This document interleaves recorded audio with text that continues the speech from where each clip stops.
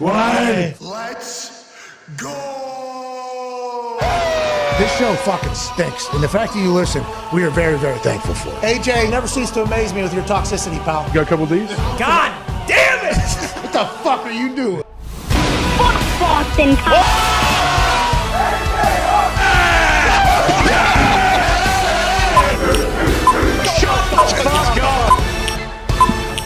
Hello, beautiful people. It is Aaron Rodgers Tuesday, November 8th, 2022, and this sports show shall begin right about now. Football is happening. We will now turn our sights to week 10 of the NFL season after the Baltimore Ravens hand the Saints a loss on Monday Night Football. Andy Dalton becomes a 6-20 record holder of his last 26 primetime games where he starts for a team. Now, last night was for the Saints. And the Saints didn't appear to have much of a chance because what Lamar Jackson was able to do against the New Orleans Saints defense and what the New Orleans Saints offense wasn't able to do against the Baltimore Ravens defense was pretty evident early on how that game would end up. Final score ended up being 27-13, late touchdown for the Saints. The score was not as close or as indicative of the game. And if you do recall early in the game, it was a 3rd and 1 in which Roquan Smith, the newest member of the Baltimore Ravens, gets a massive stop on Alvin Kamara. The game would continue. Lamar Jackson going to run it? Nope. Offensive line, stay behind the line of scrimmage. Shout out to In the Trenches, AQ Shipley. Woo. He delivers an absolute dime to likely 80. Now it's 7-0. What is it we're going to do? Hand the ball off. Kenyon Drake, walk in, nobody touches him. 14-zip. The Baltimore Ravens are up over the New Orleans Saints, which the offense did not seem to be explosive, so we thought the game was over just about then. Lamar Jackson continued to do Lamar Jackson stuff, making freakish, magical, off-script plays in which he's able to avoid being definitely tackled, and then shake some people, cook some people, and then smartly get down before getting touched. Business, baby.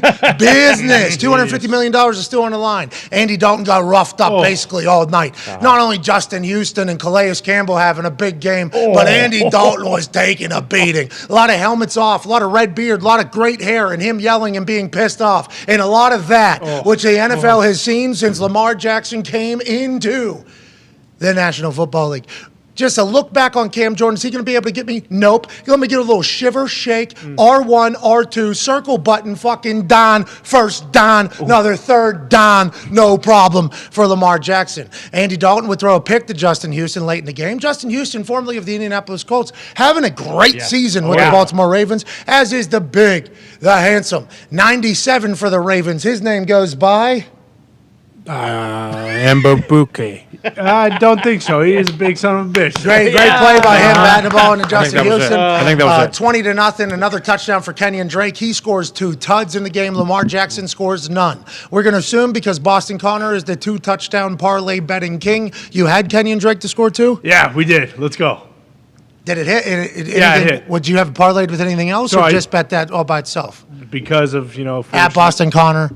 Gambling extraordinary. Luckily, because of Sunday, we have a little extra change, so I had Kenyon Drake and Taysom Hill too parlayed, but I also took them both individually just in case it was one way. That's a smart. Hey, that's a smart. Yeah, baby. Woo! Lamar Jackson continues to do Lamar Jackson stuff. The Baltimore Ravens get a win. Congrats to them on leading the AFC North. Yeah. Next to at Boston Connor, the gambling extraordinaire, in which we, I think, have a local news segment that is debuting about the entirety of how awesome Boston Connor's little gambling weekend was. Sitting next to him, at Ty Schmidt, owner of the Green Bay Packers. It is Aaron Rodgers Tuesday. Aaron Rodgers is coming on. You guys just lost to the Lions. Yeah. Aaron said after the game, can't lose that game to that team. And they did. 734th ranked defense coming into the game. They were able to turn over Aaron 3 times in interceptions. They did not look great. What are you expecting out of old Aaron Rodgers today, Ty Schmidt, who's a diehard Packers fan? To be honest, I don't know, because he was a little, pissy a couple weeks ago, rightfully so. We got the piss and vinegar version, which I think a lot of people were happy about, because it's like, okay, he cares, he wants to see it. But you mentioned it. I mean, this is historically maybe one of the worst defenses of all time. They score 9 points, and then also it's like they don't have any receivers really to begin. They're very thin to begin with, and then guys just continually get hurt. So I understand like the next man up, but where do you go when there really is no next man up? So I'm very interested to see what he has to say. And, for them, no big deal. But the next 3 games, you got the Cowboys, who are very good on a short week. Then you Mike have McCarthy. Yeah, Mike McCarthy coming home, getting very emotional. He's very juiced up to go back to Green It's Bay. bullshit. You guys trying to make me cry. Watermelon game. And then they have a short week, and they play the Titans on Thursday night, who, the contrasting styles, not great. And then right after that, you got the Philadelphia Eagles. So, a nice little 3-game slate for the Packers. Yikes, Yeah. So we'll see. Yikes, They were already had their backs against the wall, but now it is kind of like run the table, area of the season. So we'll see how he's at. I'm sure he'll be in high spirits, or he won't, and we'll see how it goes. I can't wait for it. That'll be coming in about an hour and 53 minutes right here. Be a friend, tell a friend. That should be an exciting conversation. Zach Keefer of The Athletic, covering the Indianapolis Colts, will join us in about 22 minutes to talk about Irsay's press conference last night. But let's pivot back to the game from last evening. Me and AJ had the Ravens -1.5 going into New Orleans to take on, a hostile environment on Monday Night Football. That environment never was able to get going because of what the Ravens were able to do. Thought Justin Tucker might get a 70-yarder at the end because in warm-ups he displayed. Now, in warm-ups in a dome, at sea level, right? So there's no altitude. There's zero wind. It's actually a dead air. Not easy to kick. Everybody's like, a dome's easy to kick in. It is, because you don't know what the wind is. So there's no second guessing or wondering if a wind is going to just completely bully you and demolish you and ruin your entire life. Like if you were to step up to a urinal and somebody was to come next to you with a fucking leaf blower out of nowhere, do you think you'd be able to piss into the urinal? Maybe. You'd probably figure it out. But if you don't know that that's coming and it can kind of get the piss off the urinal, it can kind of piss off a kicker if wind is, out of nowhere. So open air stadium, obviously much more difficult to kick in because of the wind and natural elements. But whenever you talk about a dome and you talk about distance, this is dead air at sea level, no help at all. No help, no resistance. You see a lot of people kick long balls. Normally out in outdoors, that's because there might be a little, even if it's a 4 mile an hour, 3 mile an hour breeze at your back, mentally makes you feel a lot better. Also, it is giving a little bit of a boost, and it might kick up to a 4 mile an hour, 5 mile an hour wind. Might help. Who knows what the science would say? So in dead air, bombing one from 70 in warm-ups, going week 9 game. This is pretty late into the season if you talk training camp, how many reps he's already had. He takes that little skip step, the same one he did to hit the 66-yarder against the Detroit Lions, which is a move this motherfucker created, okay? So I understand that people who have kicked balls have taken longer steps into kicking the balls before. I had some soccer person who was like, if he created it, what all goalkeepers do in soccer. It's we get that there has been run-ups for fucking balls being kicked before. He's the first kicker, and I think it's because of how talented he is, obviously, how confident he is, and how strong his leg is, who has been able to incorporate the little skip step into longer kicks to make it almost a hybrid kickoff field goal step, and it being able to do it in the amount of time that it takes to get from snap to kick. Him being able to time up as soon as the ball moves, because if he moves early, it's penalty. So he moves as soon as the ball is being snapped, as opposed to the normal indicator for the kicker to leave is when the holder's left hand goes up. So hand goes up, first step normally taken. That'll keep you under 1.2513. And I'm talking about 1.25 seconds, 1.3 seconds from snap to kick. If you're anything longer than that, ball's going to be blocked. You see it every single kick, basically. People are fingertips away from fucking blocking kicks. It's oh, that was close. It's every time it's close. That's why it's at 8 yards. That's why it's at 1.27. That's why it is all practiced. And that's why quarterbacks aren't holders anymore. Quarterbacks aren't holders anymore because they can't work on the snap timing as much as the punter can because of how fast people have got, how much leverage has gotten better, how techniques have gotten better over the past, and how guys run fucking 4.3s now normally. So the kick has to be off very quick. He's the first dude that I've seen, and I think ever, I feel like I'm pretty well educated on this particular topic, who's been able to incorporate a skip step while being able to time up and hit just a standard field goal. And this is just another reason why Justin Tucker is who he is. And I assume he would have hit that fucking 70-yarder last night at the end of the game if Harbaugh would have let him instead of them punting it or whatever they ended up doing with 26 seconds left in the game. Justin Tucker cuts a promo on the plane afterwards about smoking on a Saints pack. I fucking love this dude. He's really good at what he does. But he did hit a field goal last night off center. Yeah. So that was weird. It was about this far off center, or this way, I guess, from watching. It was off center. So Can't we got have a it. monitor the situation. Yes. Because it wasn't directly over the middle pipe. It wouldn't have been perfectly down the center of arena league pipes or high school pipes or college and NFL pipes. He was a little bit off center, so Yeah, something to keep an eye on. is he okay? Yeah. Is he fucking all right? I hope we get a report. I hope he has to do a press conference today because of it. I can't wait to hear from him. But let's talk about this Ravens team and get a massive win, not just Justin Tucker. Joining us to do that is a man who hosts In the Trenches and the Bobbled Exchange, an absolute stallion of an offensive lineman, won the Remington Award, which is the best center in the country whenever he played for the Colts, that is Penn State, played for the Pittsburgh Steelers, Philadelphia Eagles, Baltimore Ravens, Indianapolis Colts, Baltimore Ravens, Arizona Cardinals, Tampa Bay Buccaneers, is a Super Bowl champion, and is a coach, former coach in the NFL. Ladies and gentlemen, Alan Quay Shipley. How we doing? AQ, that Baltimore team, Lamar missed a couple throws. And on the internet, they were talking about, how can you pay a guy that can't complete that ball $250 million guaranteed? Well, it's because he doesn't just have to fucking do that. If he was only that, I could see how that could be a problem. But he missed a couple throws last night. Still dominant.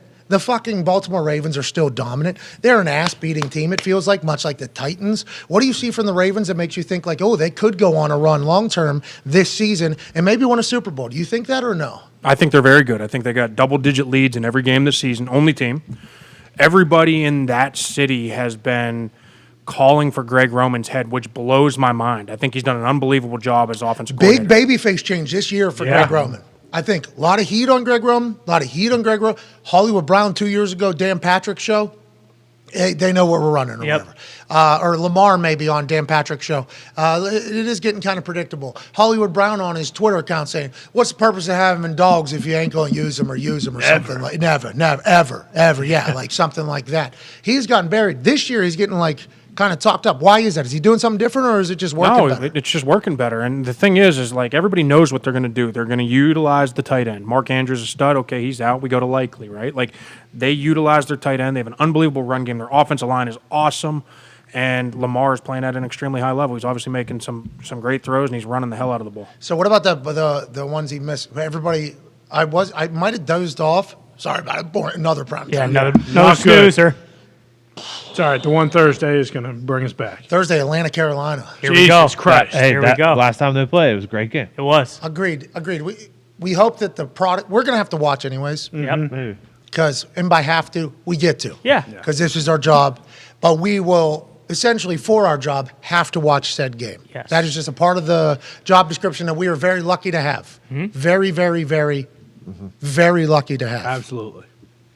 But ain't nobody give a fuck about this game. No. I mean, outside of it, I like watching the Atlanta team mostly because in the trenches and what we learned about the Atlanta Falcons run game, love watching it. Panthers, good story, I guess, trying to figure out what their future is. But we know everybody there is not going to be there again. Right.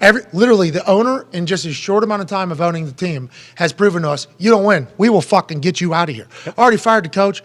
Steve Wilkes is the interim coach. We hope you get the opportunity. Good luck, Steve. Good luck. I don't know if that's going to be the case. He's the second richest owner in the NFL, and he has proven he will fucking fire everybody. Yeah. Quarterback, I pay you a bunch of money. I don't care. Get the fuck out of here.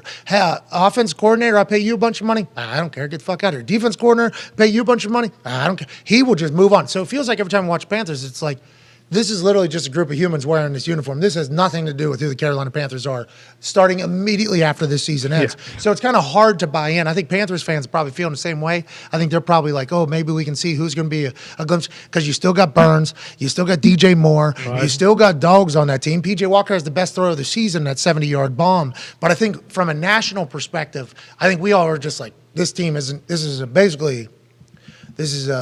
what are those franchises? It's like scabs almost. Yeah, it's like that just gets added, brand new. Expansion team. It's like an expansion. You got like an expansion team going on there. It feels like in the middle of a regular season with the Carolina Panthers.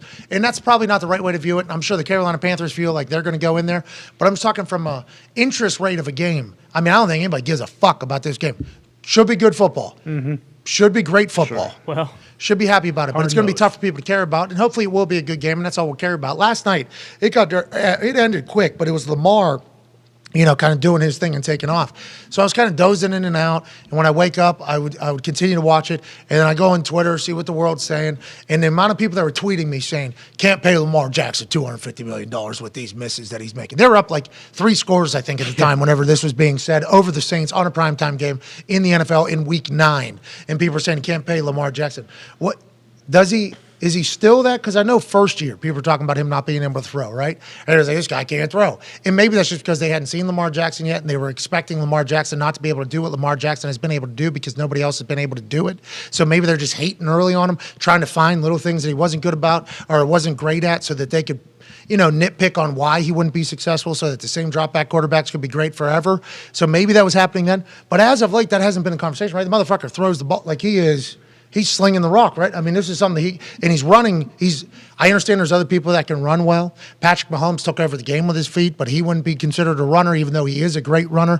Malik Willis might become a guy who's unbelievable running. We don't know yet. We don't have a clue, especially with Vrabel, the way he will run his team, just like Harbaugh runs the Ravens. Maybe they'll go all in around Malik Willis with double tight end and kind of do the whole thing that they're doing.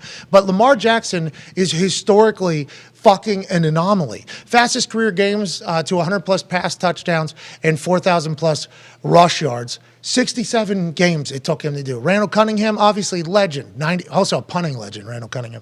98 games.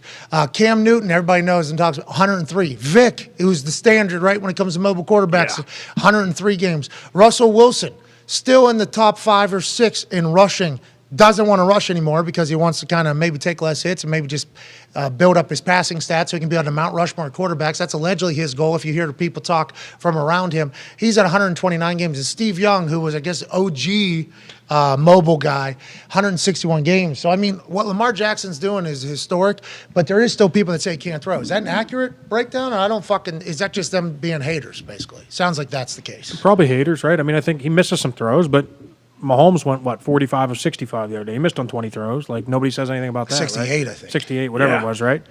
And so you're going to miss throws. The game comes in waves. It comes in different throws that you have to make, and he's fantastic. I mean, will he miss some throws? Sure, every quarterback misses throws, but what he brings to that team is incredible. He's dynamic on running, passing, and leading that team. Those guys obviously love him. They buy in. Hell yeah. I love watching him play. He's fucking awesome to watch. Yes. He's a little shake and then get down and then just cool, casual, get up, fix his pants, kind of walk back in there. Any play, anybody could get it. And I fucking enjoy watching that guy. Yeah, I think the same way Brady has kind of ruined the perception of like greatness in quarterbacks like Big Ben and other guys. The same way like Mahomes and Josh Allen have ruined the idea around like Lamar Jackson because they can run, not in the same way that Lamar can, but they can also move and they're mobile, but they can also throw the ball 80 yards down the field. And big deal with Josh Allen, what's going on with his UCL right now. Yeah, huge. I guess that's on the inside of the elbow, Josh Allen. They said they were monitoring it yesterday. We're supposed to get an update. Chris Mortensen, Mort Report. Hey, shout out, Chris. That baby Mort. Hey, Mort. OG in the game. Bills quarterback Josh Allen is being evaluated for an elbow injury to his ulnar collateral ligament and related nerves, per source. How do you evaluate the nerves, right? Is that something, no MRI can fuck with that hammer thing, the rubber, and you tap on someone's knee? Oh, like when you like hit the knee and you like do that? Yeah, thing? exactly. Did that work for you? I think there's a couple people that I've seen that not work for. I think I'm one of them. I think mine just doesn't register. And there's just no movement. No response. Sorry about it. My knee's like. I don't think that's good. What's the game? Yeah, it's been since like little kid though. I think it's been like this the whole time. Yeah, I agree. It's worked out. Yeah, you could say it is good. Allegedly, an ultrasound is what they can get to nerves. So Josh Allen's getting an ultrasound, probably an MRI on his ligament and for his nerves. Bills coach Sean McDermott said earlier, team hopes to have more info on Tuesday. So hopes to have more info on Tuesday means let's run that again. Yeah, do it again. Let's try to figure this out. And that's either really good news to protect, Josh Allen. Like, hey, let's run again, make sure you're 100% okay because we've got a lot of season left and we rely upon you a lot. Or it's, hey, let's make sure and double check, triple check, and maybe even quadruple check that the MVP favorite right now on our wagon isn't having a potential issue that's going to the elbow, right? This is Ben Roethlisberger. Not that Josh Allen is Ben Roethlisberger, and Josh Allen's a lot younger than a lot of people, but the elbow for throwers is something that does get affected. The Josh Allen news, I hope it's fucking good. I hope it's okay. I hope we're good. But I don't like to hear about an elbow issue this early into the season. No, and I believe he's only missed 4 games in his career. It was his rookie year, and it was a UCL issue. And then you also wonder, like, if there was, like, a little bit of, like, damage or whatever, and then on that last play of the game, he uncorks one, throws it as hard and as far as he can, 70 yards. It's like, well, is that the kind of like the straw that broke the camel's back if there was an issue with it? So hopefully that's not the case, because that would suck, but I mean, anytime you're dealing with elbow stuff like that, you just pray he doesn't have to have like Tommy John or something like that. So that would be what Tommy John is for? I believe so. I think a lot of pitchers, like if they do, I mean, obviously it's anything with the elbow, but a lot of guys, will tear the UCL or whatever, and then Tommy John, boom, 18 months. And that's rookie of the year, right? Yeah. That's Dennis Quaid. Nope. No, rookie of the year is Henry Rowan-Gardner. Oh. What do you think? The rookie? You're thinking of the rookie. Oh, there it is. Yeah, when he threw the speed limit. Miles per hour. Yeah. Yeah, and it's And I at think- 64. Yeah, 79, and then boop, boop. It's actually 99. Yeah, there The it guy is. was throwing gas out there. Yeah, It was beat. Jimmy Think about- Morris. Think about how fucking, because he was a teacher or something, right? Yeah, Substitute yep. teacher. Think about him throwing that one. Oh, that was my good throw. Oh, yeah. Good grip, good everything. And that thing pops up and says 79, and he's like, I don't have it anymore. Yeah. I thought I did. And he's throwing BP to his kids, and he's fucking whizzing them right down the middle, 95. Like, Coach, we can't fucking hit this. No, it's only 70 miles an hour. This is what you're going to be getting. Goes back in there. It was 99. Unbelievable. Anyways, Rowan Gardner. Yeah. Yep. This one. Yep. This whole thing. You got to throw the floater. This play looked nasty. AQ, you actually mentioned, you were like, how about that? That everybody assumes that's where it happened. His arm has, I think this routinely happens where a ball will get knocked out, but this one just looks a little bit more violent because of how strong Josh's arm is and how clean and pure the contact on his arm is. It's just like a work. I mean, that was exposed out there too. Yeah. I was watching that game live, and I mean, it was definitely on that play because the next 2 plays you see him and he's flexing his arm, he's grabbing the And if he had a elbow, UCL they called issue in the timeout. past, he's probably a bit scared to death. You know what I mean? That's I'm probably sure. something you're not. And the crazy thing is, difference in positions. Every single offensive lineman that wears a brace on their elbow has that same issue, but they're not throwing a fucking ball. Yeah, they don't have to be explosive there. The humerus and the radius come together at the elbow joint. Of course. In the torn ulnar collateral ligament. I hope it's not a torn one that they're showing us. Yeah, that would not be good. That is what it looks like. Right. That is what it would look like in there. Damn. Full tear, probably partial tear. There's probably a bunch of those, right? I'd assume. The partial one probably still sustainable, but you're going to have a lot less strength, a lot less mobility, a lot more pain as you're going through there. It just, as untrained, undoctored eyes, I assume you could partially tear that and fully tear that. Am I wrong, AQ? Do you know? I don't know. I do know that, like I said, every offensive lineman has something where it's loose in there. I can imagine that can't be good for throwing the ball. Let's hope he's okay. But you're right. Lamar Jackson is different than Josh Allen. He's different than Patrick Mahomes. The stats say it. The records prove it. And last night we got to watch him do his thing, which is delightful television. But game's still boring because they just started being so damn dominant in there. I was thinking last night when I was watching. I think Why don't they pay that guy? I don't know. I think the thought on Lamar Jackson would be different if he was in the NFC, because he always has to be compared and go up against Mahomes and Allen, and even Burrows kind of had his number last year. So, like, if he was in the NFC, and I think it'd be a much better matchup or situation if he's going up against the Niners or the Eagles or teams like that than being compared to Mahomes and Allen every single year. Yeah, it could be a free agent. So could Sean Payton, as you said on Monday Night Man. right. And, that guy could be a free agent. I could be a free agent at the same time. Enjoyed the Manning cast last night. Thought it went well. Now we move on to Week 10. You were going to say something, though, I think, to kind of put a bow on this entire Well, I was conversation? going to see how you thought about Lamar, spiking the ball on a delay of game. And Oh, getting the yeah. snap off. I enjoy that. I like that type of stuff. I think I've seen people have heated conversations with people. I've been a part of a couple with people both directions. I think whenever competition level is high, when people are invested and emotional, there's a chance for that to happen. The big difference with the Tom Brady one is that Tom Brady happened to miss a walkthrough the day before and everything. I don't think Lamar missed any. I think Lamar has been pretty well invested in all that. So I think optically, that's why the conversation about what Tom did with the offensive line is vastly different than what Lamar did personally. But what the fuck do we know? We're just sports stooges. What I do know is there was a press conference last night that was held in Indianapolis, Indiana. It was originally supposed to be at 6:30, then it was supposed to be at 7:30, then it got moved to 8-ish, then it started about 8:20. Website crashed, streams were all over the place. Jim Irsay, Chris Ballard introducing interim head coach, which we all expected, Jeff Saturday. Immediately upon Jim Irsay taking a seat at that press conference, there was a buzz around the sports world. And most of it was, what is Jim saying? And I thought, as somebody who knows Jim a little bit better than everybody else, I feel like. For sure.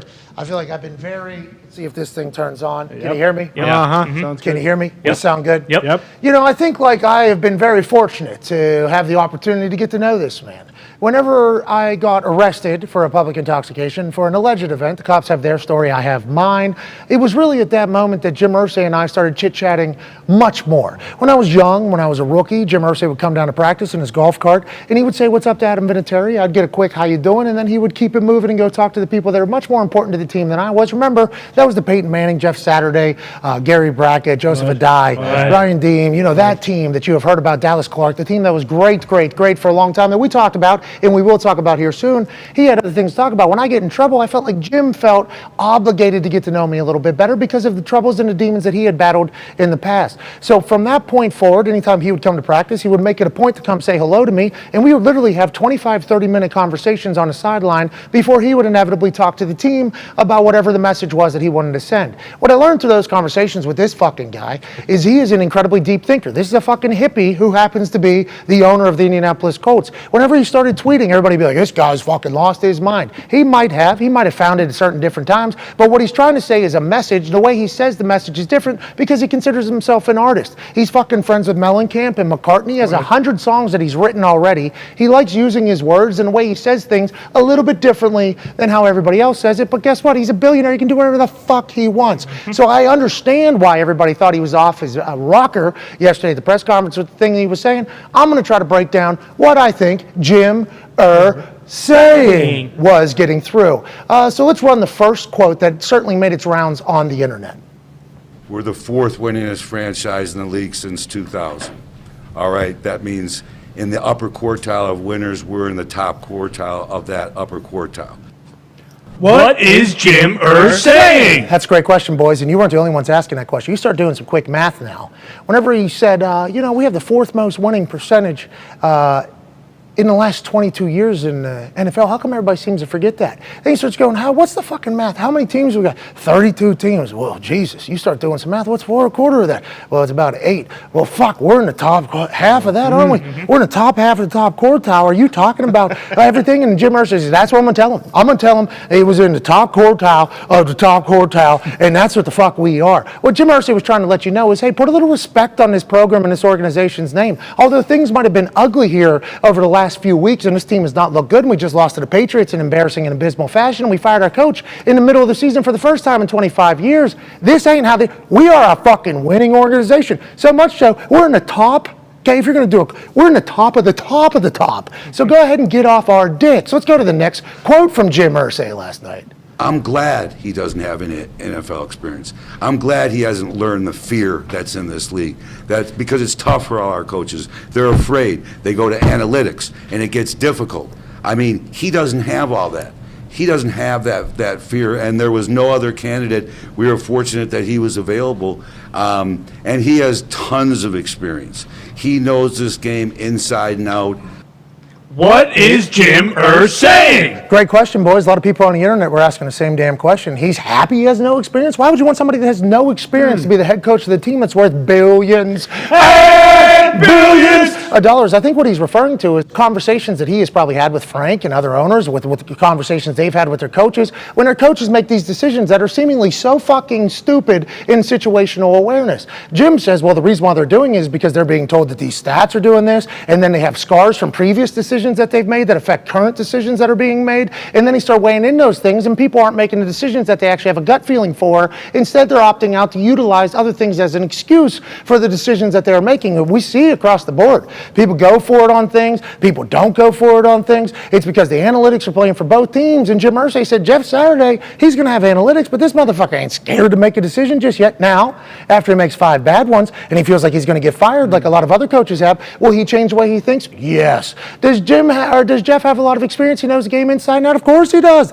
Motherfucker was a center. We have a center on our show every single week. The center has to know basically everything that the fucking quarterback has to know. Doesn't have to make the throws, thank God, because he nor Jeff could fucking do that. But they have to know every coverage. They have to know every blitz. They have to know everything that's going on. They have to be able to communicate it to the rest of the offensive line and sometimes the fucking quarterback. Who is his quarterback? Peyton Manning, most cerebral quarterback on earth. Who is his center? Tag team and alongside of him, Jeff Saturday, literally since the beginning. So I think what Jim Irsay was saying is, yeah, he might not have coached, but his experience in the game is pretty fucking vast. We've been able to see him do incredible things in this sport. Why wouldn't I want this guy? And there was no other candidate available unless I was going to hire from within, which I wasn't. Have you seen this team? They stink. There was nobody else available. I bring him in. He's an interim coach for us. He knows the shoe. He's in the Ring of Honor. I trust him. I like him. And maybe he'll be a great head coach in the future. That's what Jim was saying. Next quote. You want to bet against this guy? Put your money down, people. Love to see it. Love to see it. Yeah, I know this guy. Okay, this guy fucking wins. Now we had to get rid of him. He went to the Green Bay Packers. It wasn't fantastic. Still made the Pro Bowl there. But if you want to bet against Jeff Saturday, I'm cool with that. You know, because the NFL owners were trying to do the same goddamn thing whenever the CBA was up just 12 years ago. They were trying to bet against Jeff Saturday. And what Jeff Saturday do? Walked into the negotiation room, put his hand across the table and say, hey, let's put our swords aside. Let's go ahead and get a deal done. Jeff Saturday, allegedly the reason why not this current CBA, the last CBA got done. He actually cut a promo at a press conference that ended the lockout, that people were going broken and that were potentially going to miss games because of Jeff Saturday, and those baby blue eyes were allegedly the reason why a deal got done. Jim Irsay's seen Jeff on the field. He's seen him in the locker room. He's seen him in the fucking boardroom, and it seems like Jeff has always had success. Now, that CBA was not fantastic for the players. No, I do not know. There was a lot of things that were wrong in that, but I don't think they would have ever been right. But if it wasn't for Jeff, a deal wouldn't get done. And I think that's what Jim Irsay was alluding to. Let's go to the next quote. No, the game is not different. We don't build rockets to go to Mars. Yes. We're not nuclear scientists. That is none of our jobs here. It's a very simple jobs that we do here. What is Jim Irsay? Great question, boys, and I know a lot of people are saying that on the internet. And you know, Jim Irsay has a weird fascination with Mars. Whenever he joined us, he actually knew the exact miles from planet Earth to Mars, and he told me that by the time I'm 80, I'm probably going to be able to do a show on Mars. He said, I don't think I'll be able to live that long, brother. I think what he was alluding to here is, this is fucking football. Okay? Is Jeff Saturday equipped? Is he ready to do it? It's fucking football. We're not saving the world. We're not trying to send anybody to fucking Mars. We're not building rocket ships. At the end of the day, it's blocking, it's tackling, it's passing, it's setting, it's kicking, it's catching. It's those things. This isn't fucking rocket science. What are we even talking about? It's football, which leads to this quote from Jim Irsay. I don't know how to make sausage. I don't know what goes into sausage. But I do know how to build a football team.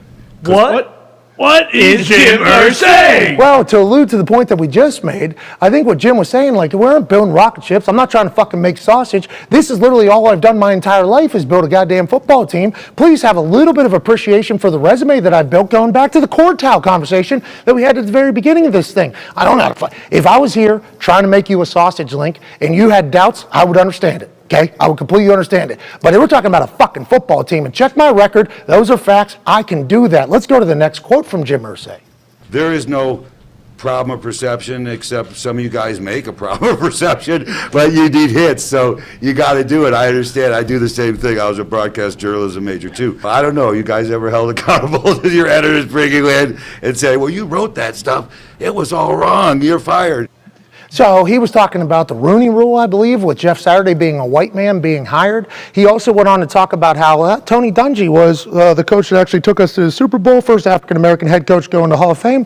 He is a member of the Indianapolis Colts Ring of Honor. The coach immediately after Tony Dungy, the man that I got to play for, incredible legend who got ran out of town in Detroit. That's right. In absolute bullshit fashion. Miss you. Jim Caldwell was our head coach, and then Paisano Pagano comes in, then Frank Reich comes in. He said, but if the perception is that I, only hired a white guy to hire a white guy, the perception could be that if you would like to do that, because I'm a broadcast journalist, you got to get your clicks as well. I do believe that in the offseason, he's going to have to interview a lot of people, and I hope that there are as many candidates that are fantastic to become head coaches. I assume Jeff Saturday is hoping to become a head coach for the Indianapolis Colts whenever those interviews open up at the end of the season in this interim time is done. But I don't think Jim Irsay has shown at all a lack of willingness to hire an African-American coach. And I think that is, to Jim Irsay's point, you just got to go back and look at it. Now, I do believe it's a problem. I'm not saying the NFL doesn't have an issue with it. I think that what Brian Flores was suing for brought a spotlight to a situation that the NFL has. I hope it gets changed, and Jeff Saturday might be a good advocate for the change, because if Jeff Saturday, former player who does not have any NFL coaching experience, has not had to go pour coffee for, what do you do? Pour coffee, draw cards, What? sleep in the office What? after a 14, 15-year career getting paid millions and millions of dollars, and you're pouring coffee for a coach that fucking is, coached for 20 years but has done absolutely nothing in the NFL, and you're drawing up cards late night, you're scheming up things but probably aren't even going to get used, and you're getting paid like fucking $35,000. That's the proper way to go about becoming a head coach in the NFL. A lot of former players don't want to do that. Why? Because why the fuck would you want to do that if you just lived a life of being an NFL superstar? I understand you got to love the game and have passion for the game, and being a coach in the NFL is not easy at all. I do believe you have to earn your stripes, but the way about going and getting head coaches in the NFL is basically an unfeasible thing for any former player to do as a human. Mentally, physically, why would they want to sign up for that unless, it was their dream job to become an NFL head coach? So if Jeff has success without having to do all that bullshit, look for a lot of other players that have potentially fit the same mold of human as Jeff Saturday. Incredible leader, obviously great resume, a good communicator, a super positive guy who's not scared to hold people accountable. Look for other players to get those head coaching roles, and whenever that happens, I think that'll obviously up the amount of minority head coaches in the NFL, which is good for everybody because it makes the game a lot better. Let's go to the next quote here from Jim Irsay. Certain people just have it. They have it. And you see it when you know it. What is Jim Irsay? Well, I kind of fucked this one up. It's supposed to be you know it when you see it. Yeah. He said you see it when you know it. So you flip those backwards. I think he did fuck up there. But I guess you could see it when you know it, or know it when you see it. Mm-hmm. That's what he's talking about. And I don't think he's just talking about in the head coaching world, although this is what he was chatting about whenever he saw in Jeff Saturday being a head coach. And you heard Chris Ballard talk about how in 2019 we tried to hire him as offensive line coach. 2020 we tried to hire him, and then obviously now we try to hire him. So I think Jim Irsay has been pushing for Jeff Saturday to be a coach for the Indianapolis Colts for some time now. This was obviously his first opportunity in 25 years to hire an interim head coach. He figured Jeff Saturday would be the perfect one for that. And I honestly believe that if you just listen to the message as opposed to the words, I don't think Jim Irsay had as big of a fucking clown show as everybody is trying to make it. Yeah. He's just talking in his own words. And I think he has faith that Jeff's going to be good, but I have no idea how this whole thing goes with the roster that they have. Jeff Saturday having no clue about the offense. Jeff Saturday knowing basically nobody that's on that team. He knows the whole building. He's never been an NFL head coach. I don't think what Jim Irsay said last night was such a catastrophe like everybody else thought, but I do think this is going to be quite a struggle. Jeff Saturday said he was drinking from a fire hydrant and trying to figure some things out. Joining us now is a beat writer for The Athletic covering the Indianapolis Colts, a man with a big old brain, friend of the program now because he's been on before. Ladies and gentlemen, Zach Keefer. Yeah, Keef! Zach. Pat, that was amazing. That little segment, how did you do that? What are you talking about? The way you just ripped through about 15 different sound bites and just rolled, I mean, that was impressive, man. I'm not kidding. Oh, thank you, Keith. Yeah, I'm a professional. I do this 6 days a week and everything like that.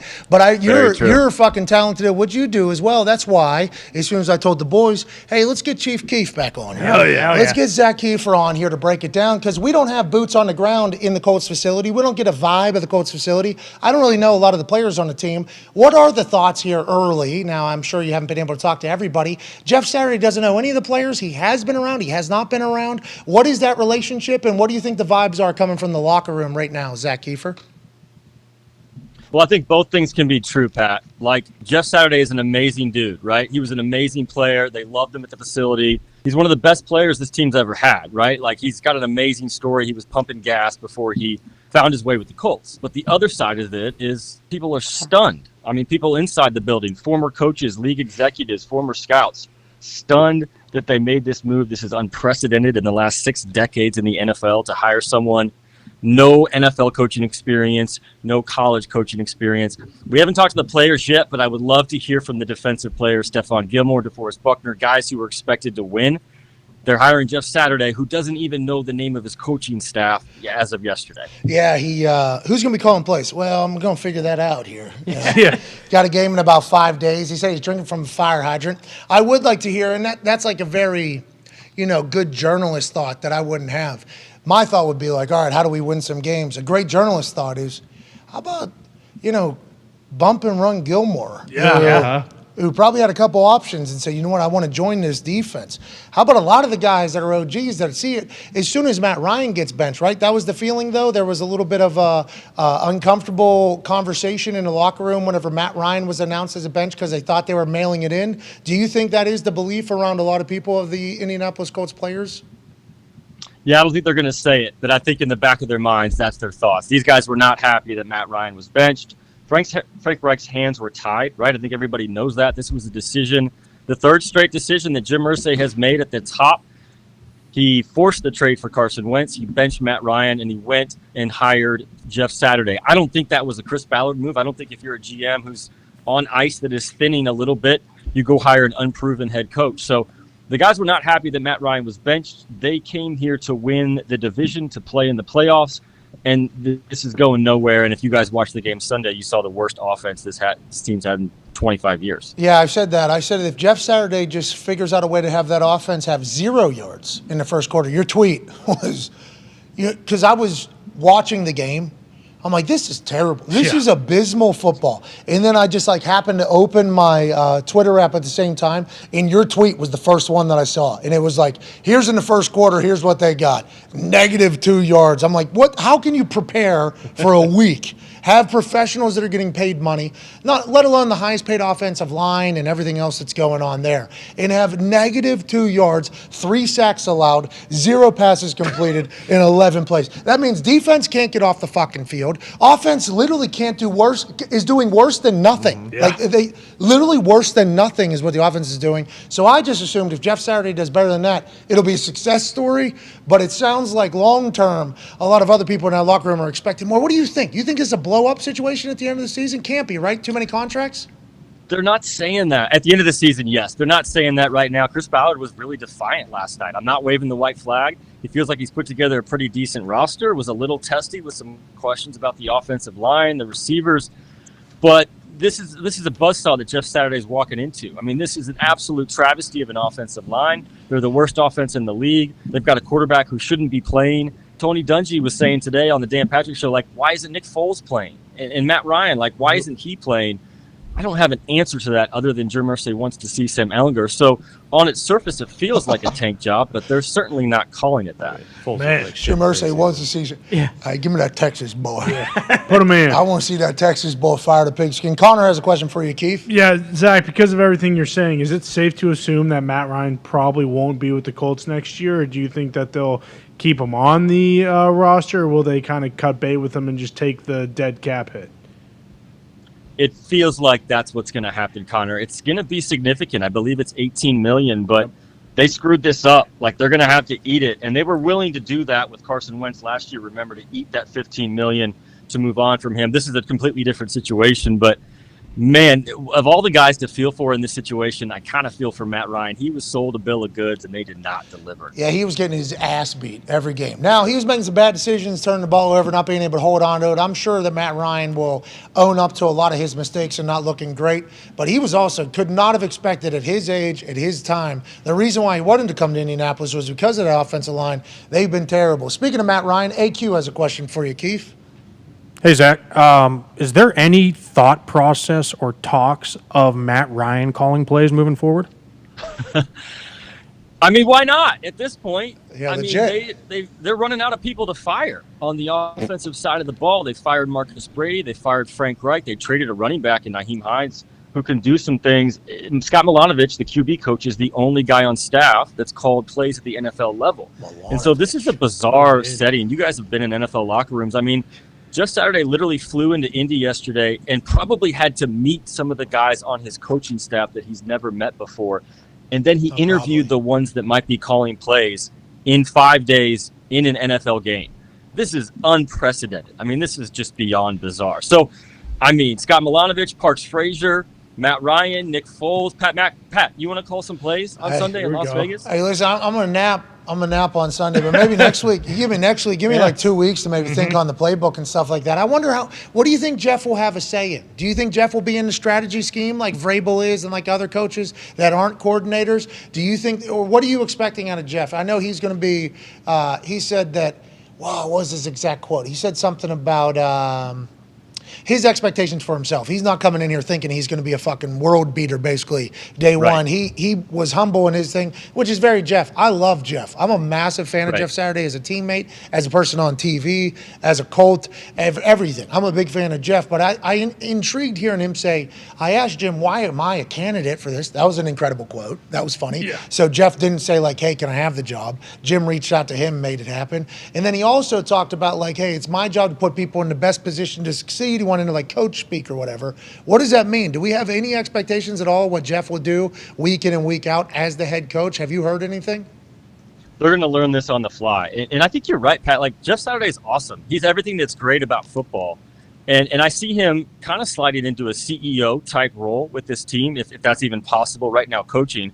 The problem with that is they don't have these spots on the offensive coaching staff filled. Like, I would love to get Reggie Wayne's thoughts on this situation and Cato June, you know, guys that were part of that gilded era that were essentially passed over for this head coaching job by Jeff Saturday. But you're right. And Jeff Saturday, I got to say, man, that dude shined last night. Like, he was the star of this very interesting train wreck of a press conference. And the thing I liked the best was he said, look, no one thought I was going to last when I showed up as a player, and no one thinks I'm going to last now. He's got something to him. I totally understand that from Jim Irsay's perspective. From a coaching perspective, not qualified in any way for this job. Yeah, and I thought like yesterday I learned live on air, and we just brainstormed about it for 2.5 hours live on air. Yep. In one point we landed on, what if this is Jim Irsay who reminded the world last night in his own way, hey, I have some pretty fucking good teams in my resume. Like, this ain't the Lions. Upper quartile of the top quartile. Yeah, you're damn right. I've had, like, put a little respect. Now, he said it in his own way, obviously. But he's like, this ain't the Browns, okay? This isn't the line. Like, please have a little bit of faith here. Like, it sounded like he was kind of saying that. I wonder if he saw these traits in Jeff every time he talked to him. He's like, he's a good leader. He has a great resume. Seems like he holds people accountable. I wonder if Jim Irsay like scouted this and was like, I think you'd be a fucking great head coach. And now he sees this as an opportunity for 9 weeks. We get to kind of see, is this something you want to do? Is it something that we want to have you do? Like, there's so many different ways this could go. That's why I thought the press conference was going to be a little bit. We didn't hear any of that last night. We didn't fucking hear a single thing. That's my thing, Pat. Like, don't you think this started the week prior with Tyreek Glenn's induction? Right? Don't you think the conversations, or at least the ball, started to roll in Jim Irsay's mind? But here's my problem with what you just said. They punched a lottery ticket at the top of the draft in 1998, 2012. That doesn't happen hardly ever. You got Peyton Manning, you got Andrew Luck. Whoa, those Ryan guys aren't Leaf walking through the door. Whoa, Ryan Leaf had to happen. And now you're seeing how the other half live. And life's a lot easier when you have those spots filled. Yeah, I think that's a very valid point, you know. And Jim, you know, when he's cutting his promo about his success, he did not add that in there. You know, I did have Peyton Manning and I did have Andrew Luck. That's a little couple pieces of information you can leave out. I mean, if you're cutting a promo to be, you know, kind of put people down on how they're judging you, well, maybe they fall into another. I mean, Jim has some horseshoe luck, right? I mean, the Irsay family has some luck, but there's a lot of ownership groups that live on a lot of luck and then end up having a football team that's terrible for decades and generations and decades, and I hope that's not what's happening right now here in Indianapolis. Tony, your question for Zach Keefer. You referenced Ballard being a little testy last night, and you talked about how Irsay made the Wentz decision and the benching Matt Ryan decision and this Jeff Saturday decision. Does it seem like Ballard maybe isn't on board with these decisions behind closed doors? And Is his job safe because of these were all of Irsay's decisions? Does he see the writing on the wall, Keith? Yeah. That's a really good question. I'm glad you brought that up. Chris Ballard's words were, we had some really passionate discussions about whether to hire Jeff Saturday. What did that tell me? This was a Jim Irsay move. It's got his fingerprints all over it. If you're a GM whose status is slipping a little bit, this is a really disappointing season. Some of the decisions Chris has made have led to that. Do you go hire an absolutely unproven coach who's never been on the sideline in an NFL game as a coach? I mean, that's just not what you do. That's just not what you do. This is such an out-of-the-box move. This is the third straight decision, as I mentioned, that Chris Ballard didn't make a monumental decision with this franchise, and you got to feel like there's a little bit of meddling going on. Like Jim Irsay is overstepping and doing the things that he said he wouldn't ever do, the things his father used to do back in the day. And that's troubling for this franchise. And Jim Irsay said very clearly last night that Chris Ballard will be back next year. But 2 weeks ago, he said Frank Reich was safe. So what does his word mean anymore? Yeah, sports always seem to have great press conference lies, that do turn out. Some people aren't ever leaving. They leave 2 days later. Mm-hmm. Some people love somebody, then they seemingly hate them the next day. It's an interesting game. We can't thank you enough for following along with all of it. We appreciate your work, and thank you for joining us, Zach. That was awesome. Thanks for having me, Pat. Hey, no problem. I think you took a screenshot. We should have smiled. Ladies and gentlemen, Zach Keefer there. Yeah, Keefer! Good conversation there. Yeah. I do enjoy hearing the journalist side. You hear that? Mm-hmm. There's a little bit like, Jim's doing everything his dad did. Jim also got Peyton and Andrew Luck. Like, it seems like I can tell how the local media feels. Yeah, which are great We points. can tell about very good points. Yeah. Very solid points. And once again, I'm a doofus who's always just like, no. Like, Jeff's going to be the fucking next greatest coach of all time. Like, because I know Jeff. I like Jeff. And what if he is? Like, he wasn't in high school. His high school football coaching record, a little bit below 500, but That's Georgia, though. Hey, what? What's your face? Georgia football is really good. Exactly. Well, also, you don't know what the shout out to the dogs, by the way. Shout out to the dogs. I would never do what I did again to the dogs. I apologize. I was just wondering if you guys played anybody. You hadn't. You have now. You dominated. Duly noted. Yeah, we get it. Rocky Top's a very, very catchy song, okay? Very catchy. They were very nice to When me. you guys were there, I had it stuck in my head all week long. And their offense is unbelievable. It's a lot of fun. A lot of good people. What do you want from me? Duly noted. Duly noted. As far as Colts and Jim, he is different because he was a GM for a while and he's been around the game and he played the game and stuff like that. He's different than other owners, I should say. But there is a sentiment that we talk about a lot, kind of sometimes, is that when an owner starts making all the decisions, it's not normally the best situation for the organization as a whole. Correct? Yeah. Because Bill Polian was here. Yeah. Whenever Dungy was coaching, and Bill Polian, I mean, that was an interesting building that I kind of came into there with Bill Polian. You were never there with Bill, right? You were the second generation, the second era, I guess, there at Indianapolis. Bill Polian, I think, had he did every football thing. Peyton, whenever I was there, which I assume was for a large majority of the Peyton era there, I was there towards the tail end of it. If he wanted to change anything football-wise, like scheme-wise, strategy-wise, what the team's doing, he definitely had to go to do that. So, like, I think Bill Polian ran shit. Tony Dungy ran team, strategy, scheme, how we're going about doing what we're doing. And then Peyton was able to change whatever he wanted within the team and what was going on with that. So I don't know how much Jim Irsay had say in what's going on there. Then you go to the Grigson era. Carly Irsay was in the building every single day. Carly Irsay, who I had not seen in the building, and I might have been wrong, I was young. I was there for a few years in the previous generation. I had not seen her. She was in the building every day. She was kind of running day-to-day ops, and I think that was happening because of something that was going on with the family. I'm not 100% sure. It was all hearsay. I do not know the actual facts. I'm not going to talk about it. But Carly invested in being a part of the Indianapolis Colts organization. First year, Grigson was kind of there. So Grigson and Carly were talking basically every single day at practice.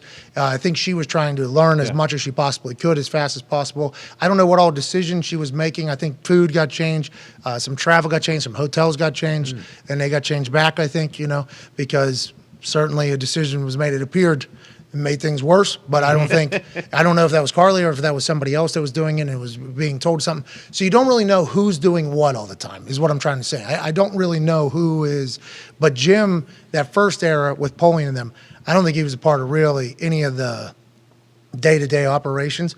There, I think he comes in overnight. He's like a nocturnal person, which I think a lot of billionaires are, probably because they can be all by themselves and do whatever they want and don't have to worry about a lot of people. He can go in that building and nobody's in there. He's just fucking. Yeah. I think he's got a smoking pit out back on the side where he smokes his cigs. He's got a vape in there. He's got a gym in there, and he does his stuff. So I don't know how much he was involved in it. Carly and Grigson were talking a lot during the Grigson era. I don't know how much say Carly had or what was the case. But then Jim got back in, I think, towards the end of it there, whenever he had to make the decision to move on from both Grigson and then 1 year later from Chuck. So now this, I assume he was hands off at the beginning. I assume whenever he hired Chris, like, hey, this is what I need you to do. This is what I need you to do, Frank. Then he pays Phil Rivers a bunch of money. Then he pays Carson Wentz a bunch of money. Then he pays a bunch of offensive linemen a bunch of money. Then he pays a bunch of linebackers a bunch of money. Then he pays a couple other people a bunch of money. And they start doing terribly and not making the playoffs and losing in Clown Town. I think then Jim, and I don't want to make excuses for Jim, but if you just start thinking about from his point of view, I think he hadn't put his hands in until it was like, brother, I'm fucking spending all this money. We stink anyways. I might as well. I might as well go ahead and put my input in there. I would assume he would want to jump back out and worry about his collection and his museum and his band and everything like that. Kicking stigma. But that's why I'm wondering about Chris Ballard. Because if Jim's making all these decisions for Chris right now, Chris has to see. You know what I mean? Chris is not a fucking doofus. Chris is not very well respected. He's a very sharp person. He's been around the NFL a long time. And Jim is making passionate and spirited conversations, I think is how he described the conversation between Chris and Jim after the game and after the whole conversation about hiring Jeff and firing Frank and that whole thing. So I don't know. I don't know how it goes going forward. Like, I don't know if this does become the Jerry Jones, Jim Irsay situation. Where owner is very involved with everything, because that is not how Jim has been at all. People think Jim's loud because he's on Twitter or whatever. He wasn't making like, this guy's starting, this guy's fired, this guy's fired, this is the head coach. He hadn't done that in the past. I don't think, not that I know of. He might have done it beforehand. I'm not sure. Well, yeah, and like you mentioned, like when you're that pot committed, he might be like, okay, well, we've tried doing it your way, and it's not working, and I'm not just going to keep sinking money into this, because he obviously cares about it very much. He's not like one of these guys who owns a football team and it's kind of just like a status thing. This is only business. Yeah, exactly. Like he cares about it very much. And then to the Ballard thing, like you could like when I heard him say that we had spirited and like passionate conversations, I don't know if that's what he meant, but it was like, oh, okay, so he definitely did not agree with Irsay on any of these things, but ultimately he lost out. And to Keefer's point, he knows, like Jim saying last night, hey, Chris is going to be here next year. I haven't even got that far. Like, he's not naive. He's not dumb. He realizes, like, well, that doesn't mean shit. Because if we lose, 7 of the next 8 games or whatever, like, I am going to be looking for a new job. AQ, you've been a coach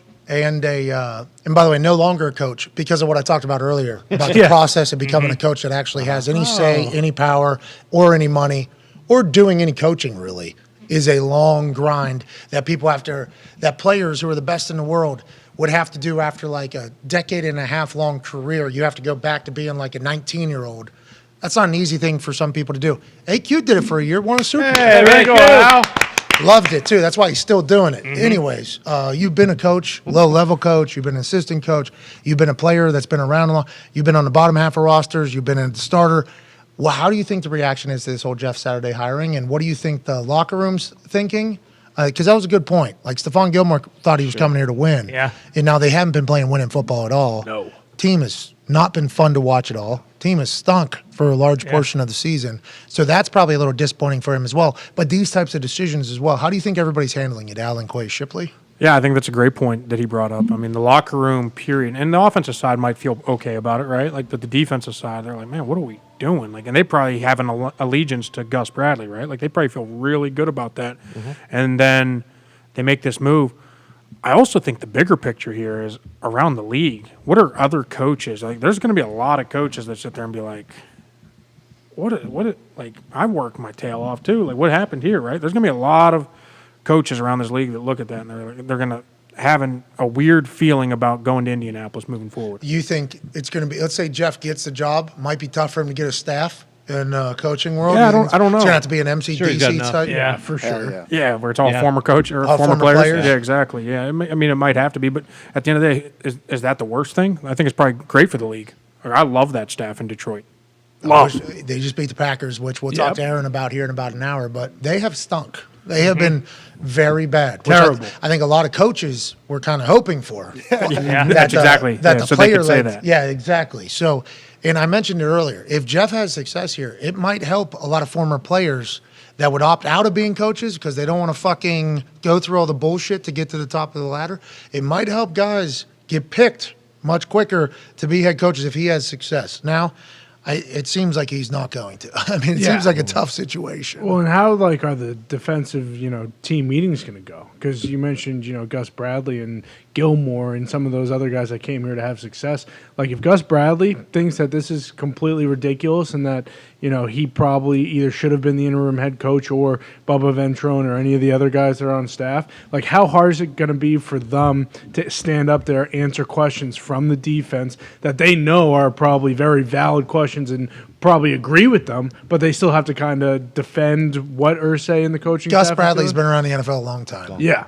Gus Bradley will get up there and say all of the right things. Gus Bradley's a football coach, a good football coach. He knows that if he goes on a microphone and puts anything out other than being supportive of the team decision, it'll show bad on him going forward as a coach. Now, privately. Conversations that are happening privately, Jeff's going to have to go up against it. But the thing about Jeff is, I think he is respected probably by Gus. Gus was coaching Jacksonville, I think, whenever Jeff was in Indy, and they probably know of each other. Bubba Ventrone, former player, stallion, special teams guy, getting head coaching looks already last year, probably get more.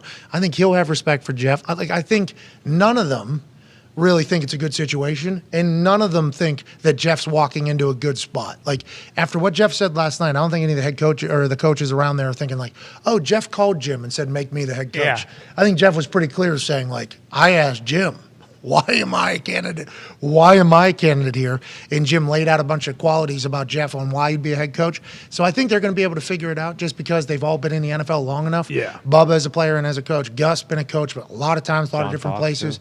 Yeah, so they all kind of, I don't want to say they all kind of get it because they're all going to be looking for jobs probably as well. Right. And they don't want anything, just like the players. Like the players could opt out, but if you put shit on tape, that's not going to help you next year. Yeah, you're not so it's like it's a very interesting, kind of sociology experiment happening right now, and everybody has to get on the same page in like 4 or 5 days. Yeah, and you assume, like you said, Gus Bradley, like he's not gonna. He's probably already thinking like, hey, the defense has been pretty solid this year so far. Like if we keep playing well on defense, like I am gonna either have an opportunity to go be a DC somewhere else. Maybe I could get the head coaching job here, or I'll get an interview somewhere else. But also, like you said, it seemed. I hope Jeff Saturday does well, but it just seems like they have no chance because it's like calling plays in the NFL, like everyone we've talked to, like it's a science. Like you can't just fall into doing it. And yeah, they could, strike lightning in a bottle and have one of these guys all of a sudden, like the QB coach, like he could be an unbelievable play caller. But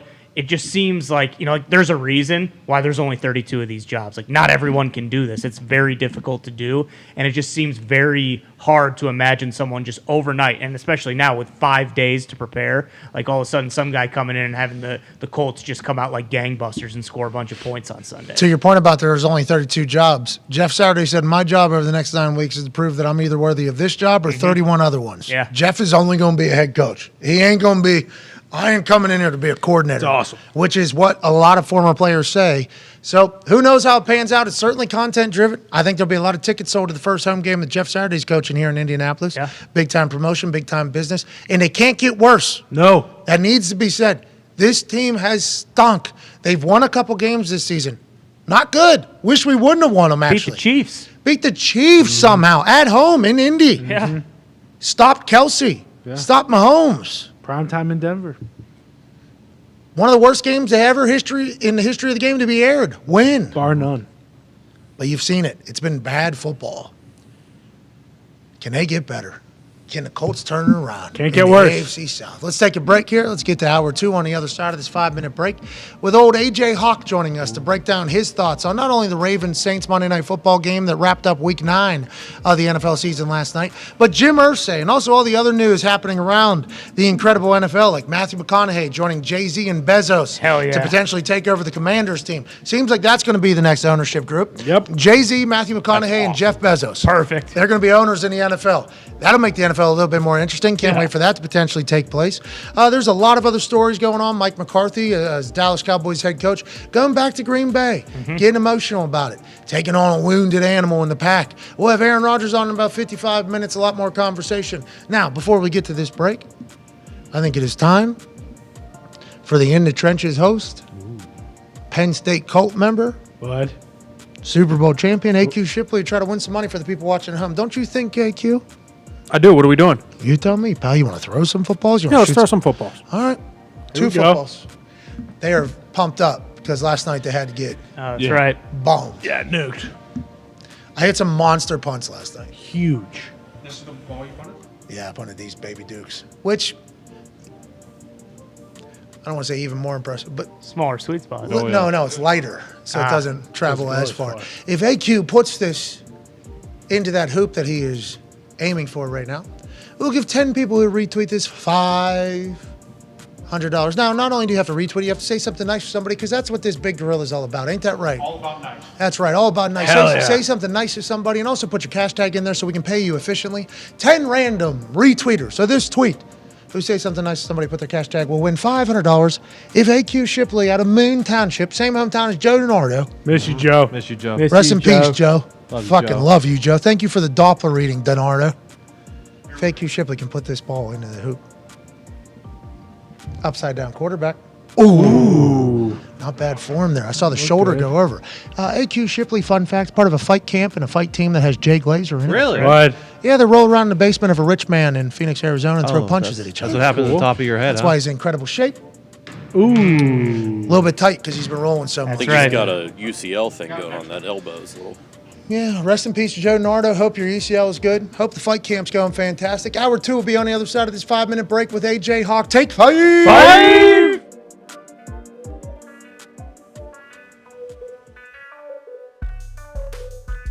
This is my first time in Athens, and I'm going to say this place is absolutely beautiful.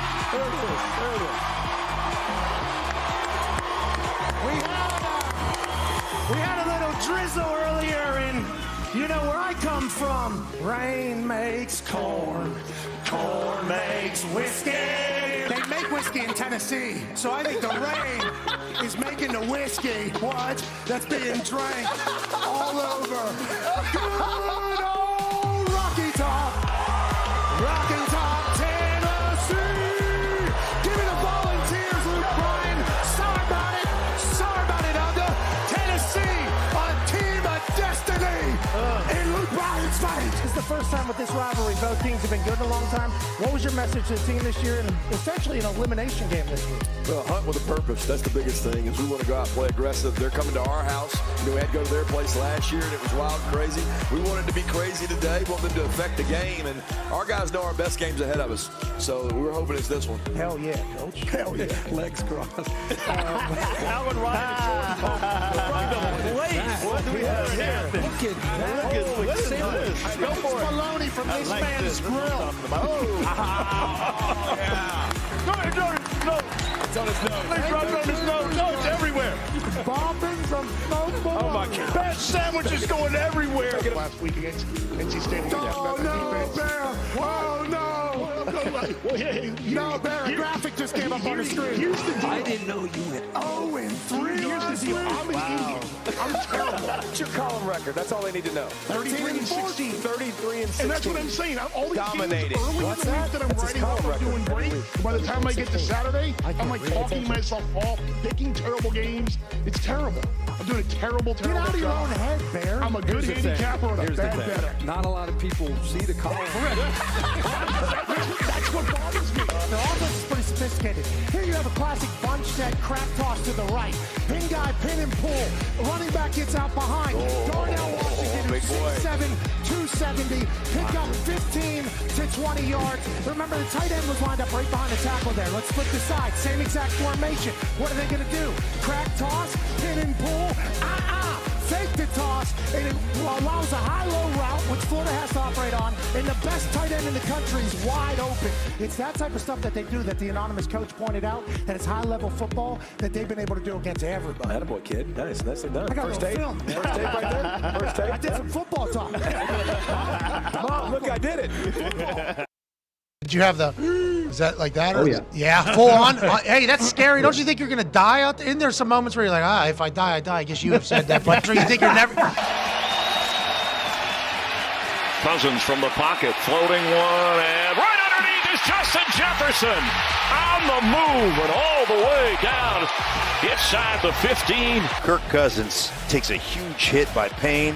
You say you're never gonna breathe again, right? And there's some of that thought out there. Were you having that on the field or no?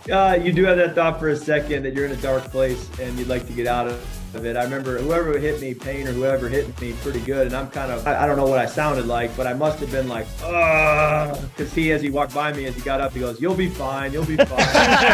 So I must have been moaning or something. That was good punter lingo out of you. Did you hit it yet? I hit the kid twice, yeah. For Jake Camarda.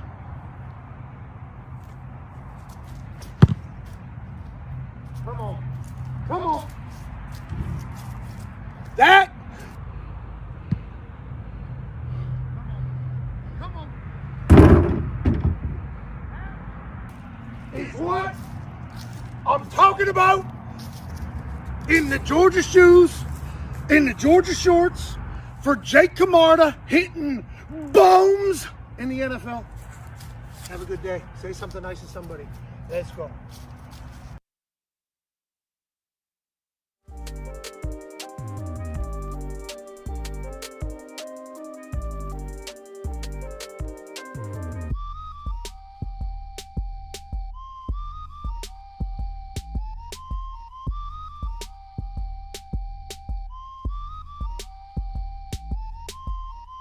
An absolute dog named Dustin Hopkins. Bury home 4 field goals, probably with a torn hamstring at some point. Burying home a winner in overtime. Not being able to stand on his goddamn leg. Having to fall because his foot cannot withstand the weight of his body, but it can withstand the weight of a program, of a franchise, of an organization looking to find their way. And in OT, when push came to shove, Dustin Hopkins did what he did 3 other times last night with a torn ham. He puts the ball through the fucking uprights. He was in massive amount of pain.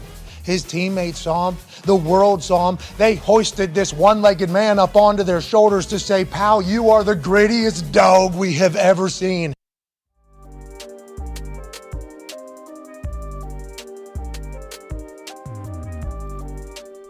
Hey, what? Let's go. This show fucking stinks, and the fact that you listen, we are very, very thankful for it. AJ, you never cease to amaze me with your toxicity, pal. You got a couple of these? God damn it! What the fuck are you doing? Fuck Boston.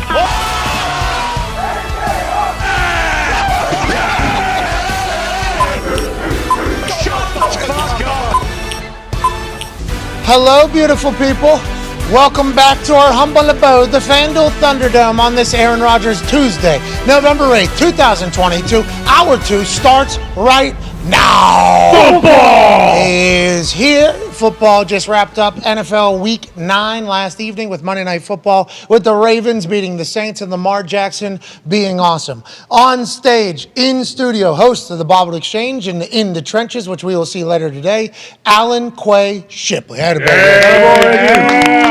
The Talk to Table is here at Boston Connor, at Ty Schmidt. Ty, we're talking to Aaron Rodgers in about 46 minutes or so. You getting nervous, excited? How are you feeling going into this one? I'm pretty excited. We'll see. I mean, we are in uncharted waters here, so I really have no idea what he's going to say. I have no idea what to expect from it, but I think a lot of times that's when you're going to get the best conversation. I see you got your murdered out John Deere cap on. Hell yeah. There's a kid from Ohio State, I think, that just signed a John Deere deal. Ooh. Smart kid. Tight end. I almost dropped it in the show. Oh, yeah. Just because. He was a tight end. I forget his name. Big country fuck from Ohio, I think. He knows. Signed a John Deere deal. It almost was in the leadoff of the game day whenever I got a chance to chat about whenever I learned about it. This Ohio State team, look out for them. They got fucking John Deere deals running in the locker room. I do enjoy the fact that we have become a ipso facto John Deere show. Have never talked to anybody at John Deere before. No. Nope. Hey, love what you guys have done, though. Love you Great guys. work. Keep it up. Thanks for getting the tractor to run like goddamn deer. Cade Stover, he said he grew up sitting in a John Deere combine. Boom. Cade, thank you to your service, not only in the combine, to the fields, but to John Deere now. We appreciate you. That was Tone Diggs, one half of the Hammer. Dahn. Cowboys and my college football professor every single week. I appreciate you, Tone. All the boys in the back have done fantastic. Joining us now from an attic in Ohio, a man who's a college football national champion, a Super Bowl champion, a Ryder Cup champion, COVID survivor, NBA pundit, video game shit talker. Ladies and gentlemen, A.J. Hawk. What's up, dude?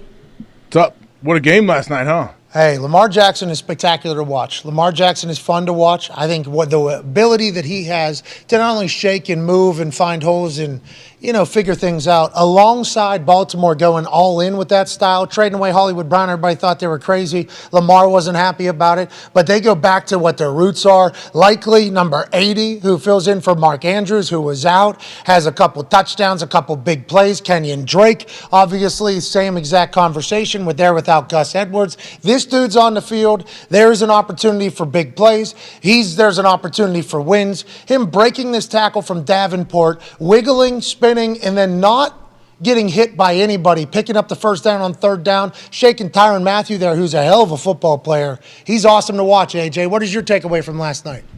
Yeah, I mean, I feel like the Saints were never – did you ever have any thought that the Saints might pull that one out? No. Saints score late, make it 27-13. This is very similar to the Georgia-Tennessee game. Score is not as close as the game actually was. Ravens kind of pinned them this thing early. Hey, It was early, too. It was very early. Was watching Manning cast. Enjoyed that bounce over to hear how Joe and Troy are doing.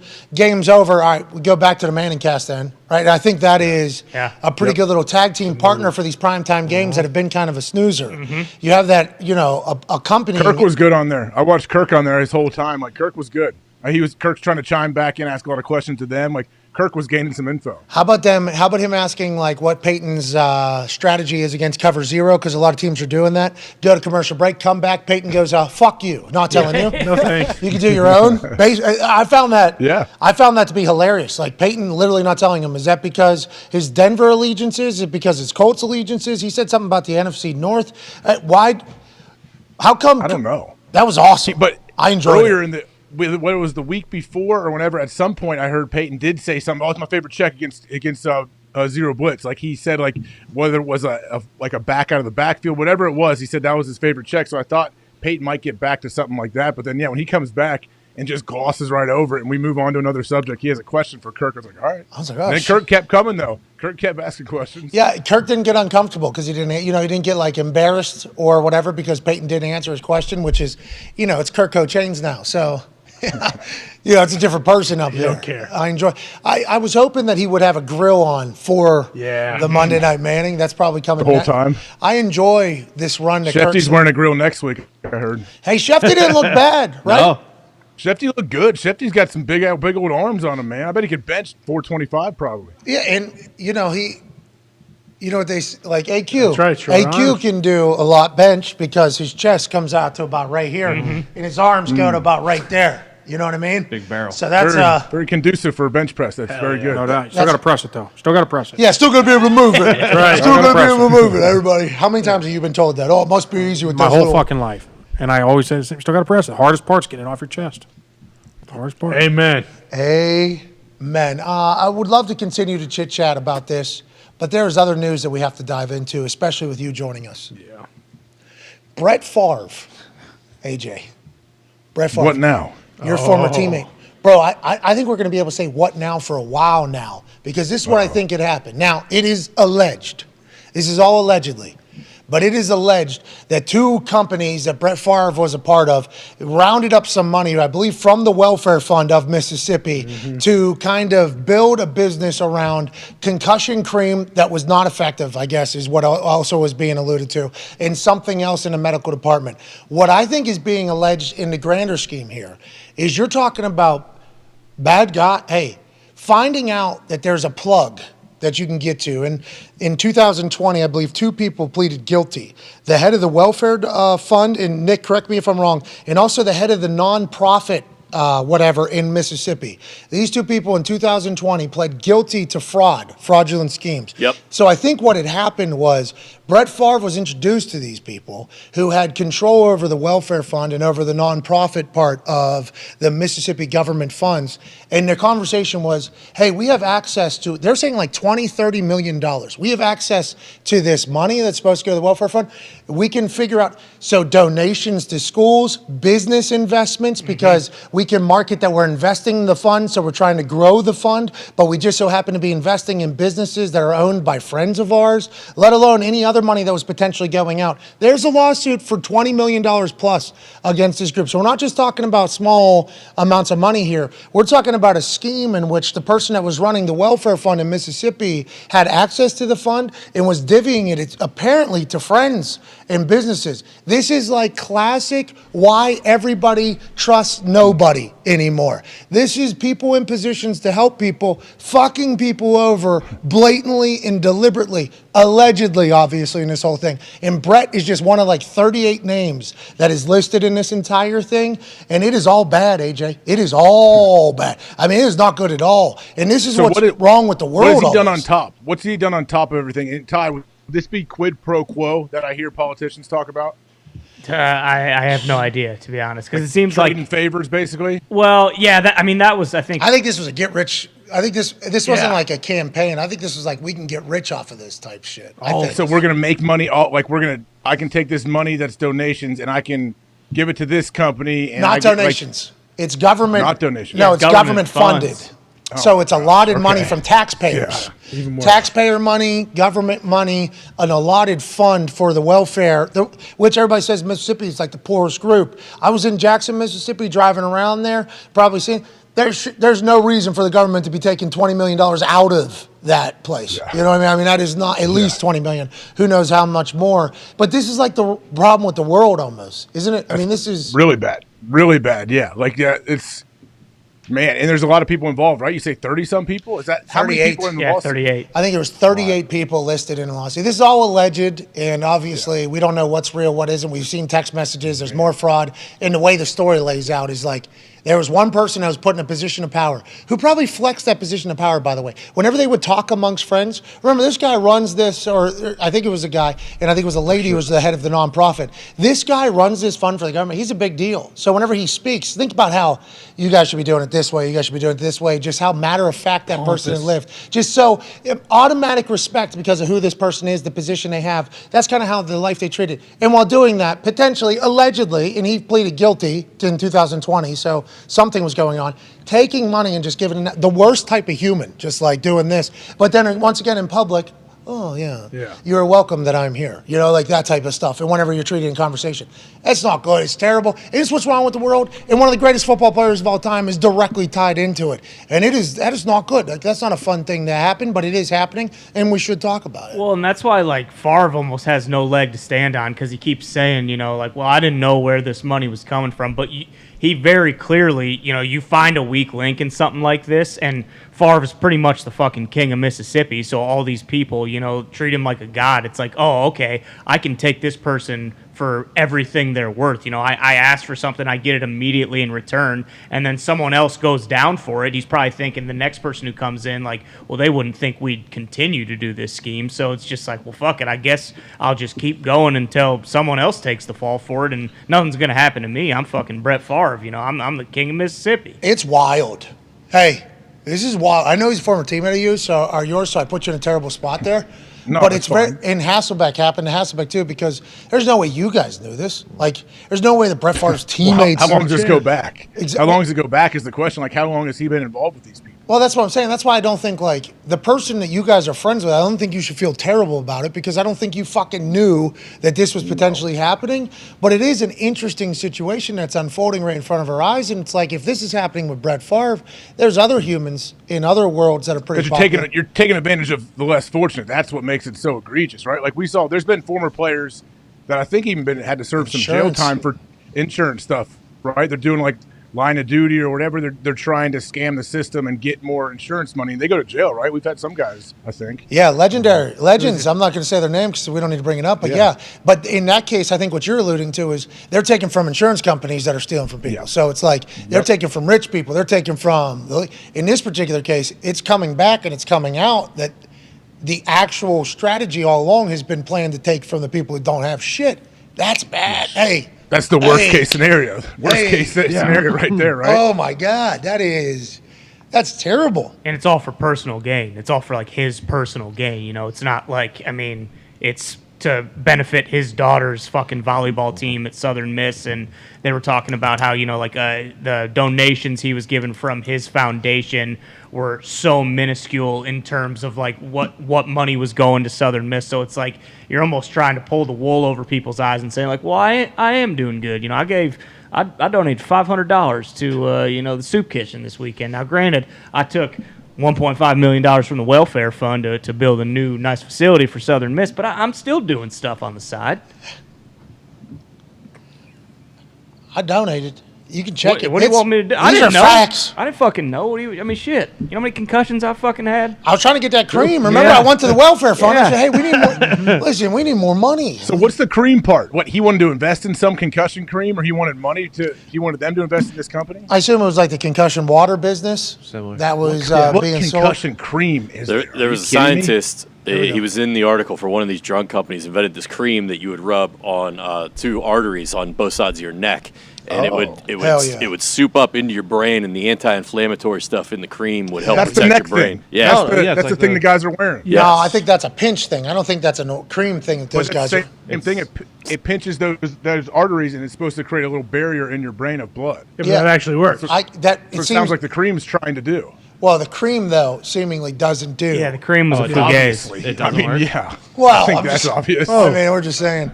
I'm not questioning whether it works or not. That cream, I think the neck thing can do something for sure. Maybe. We don't, I mean. Yeah, who knows? Nobody knows anything about brains. Last night, Marlon Humphrey, down he was one-on-one outside. He jumps up, breaks up a ball, lands, his head hits the turf so hard, right on the camera. Boom! I'm like, oh, he's got to be out. He gets up immediately. Nah, whatever. Just puts the helmet back on, goes back out there. If that's somebody else on that team that has no idea, I assume that person's locked up and out for how hard his head. I should have got the clip. I should have texted immediately upon seeing it. I was kind of dazed in and out. But he makes a spectacular play, Humphrey does. And as he's falling, his head whips off the ground. It's like, I've seen 15, 20 dudes get knocked out with similar type shots to that. Not him. He's up and at it. It's like, are we ever going to figure out why some guys have, is it thicker skulls, craniums? Like, do we think that's the actual thing? And can we judge that? Can we tell that? And how do they figure it out? I have no fucking idea. Is that going to be a new combine? You think eventually that's a new combine deal where they measure the thickness of your skull so they can try to forecast how long you may be able to play before this guy would have won number one. Exactly. Could you imagine if they had thickness of skull in there? This guy would have fucking won number one overall. He won number 5. They had no idea. Right. Look to your right. AQ, they have to drill through his skull to try to figure out how quick that's what it's going to be. Thickness of the skull, or it can't be too much room between the brain and the skull because you don't want it rattling around. So you think big brain? You think it's a big brain? Well, you could have a small brain, but you'd have to have just as long as your head's small too. Yeah. Okay. Small might almost be better because then there's more fluid in between. The brain inside would have to move further to hit the. Oh, so it's like packing peanuts. Yeah. So it's like packing peanuts. Smaller target too. Exactly. Less chance of it being hit. Is this it? Yeah, this is it. This is going to be it. They have the side version of it. Boom! I mean, look at how fucking hard he hits this, dude. Yeah, that's way nastier than Tua's back injury one. Yeah. Bro, look at this. Fucking.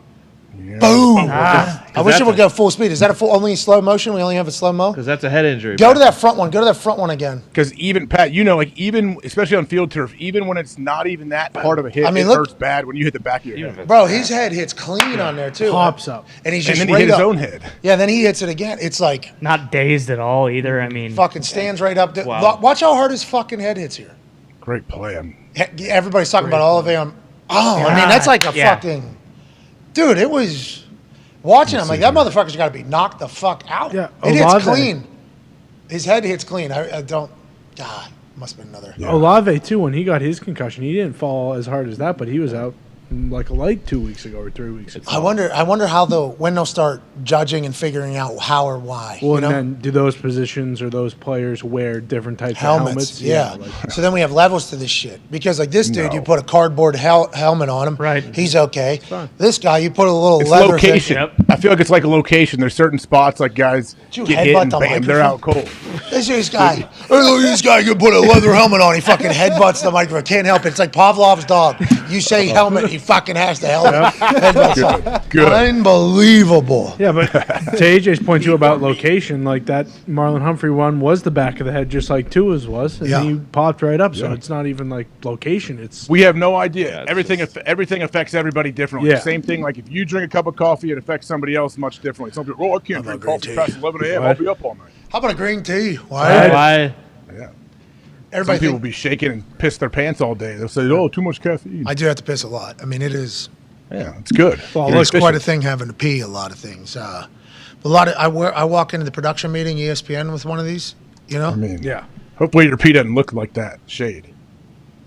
I didn't pee in my cup. This is green tea, dude. Whatever. That's what I'm saying. For anyone out there, like that's not. You don't want that color. This is bullshit hydration. You do not care about how efficient You're a your body is saboteur. operating. You're a saboteur of this team if you pee in that. What that JB had it on Last Chance U, the piss chart. Yep. That's Bad in team, every football building. Mhm. Yeah. The piss thing is literally in every single football building, right behind the urinal or right behind the bathroom.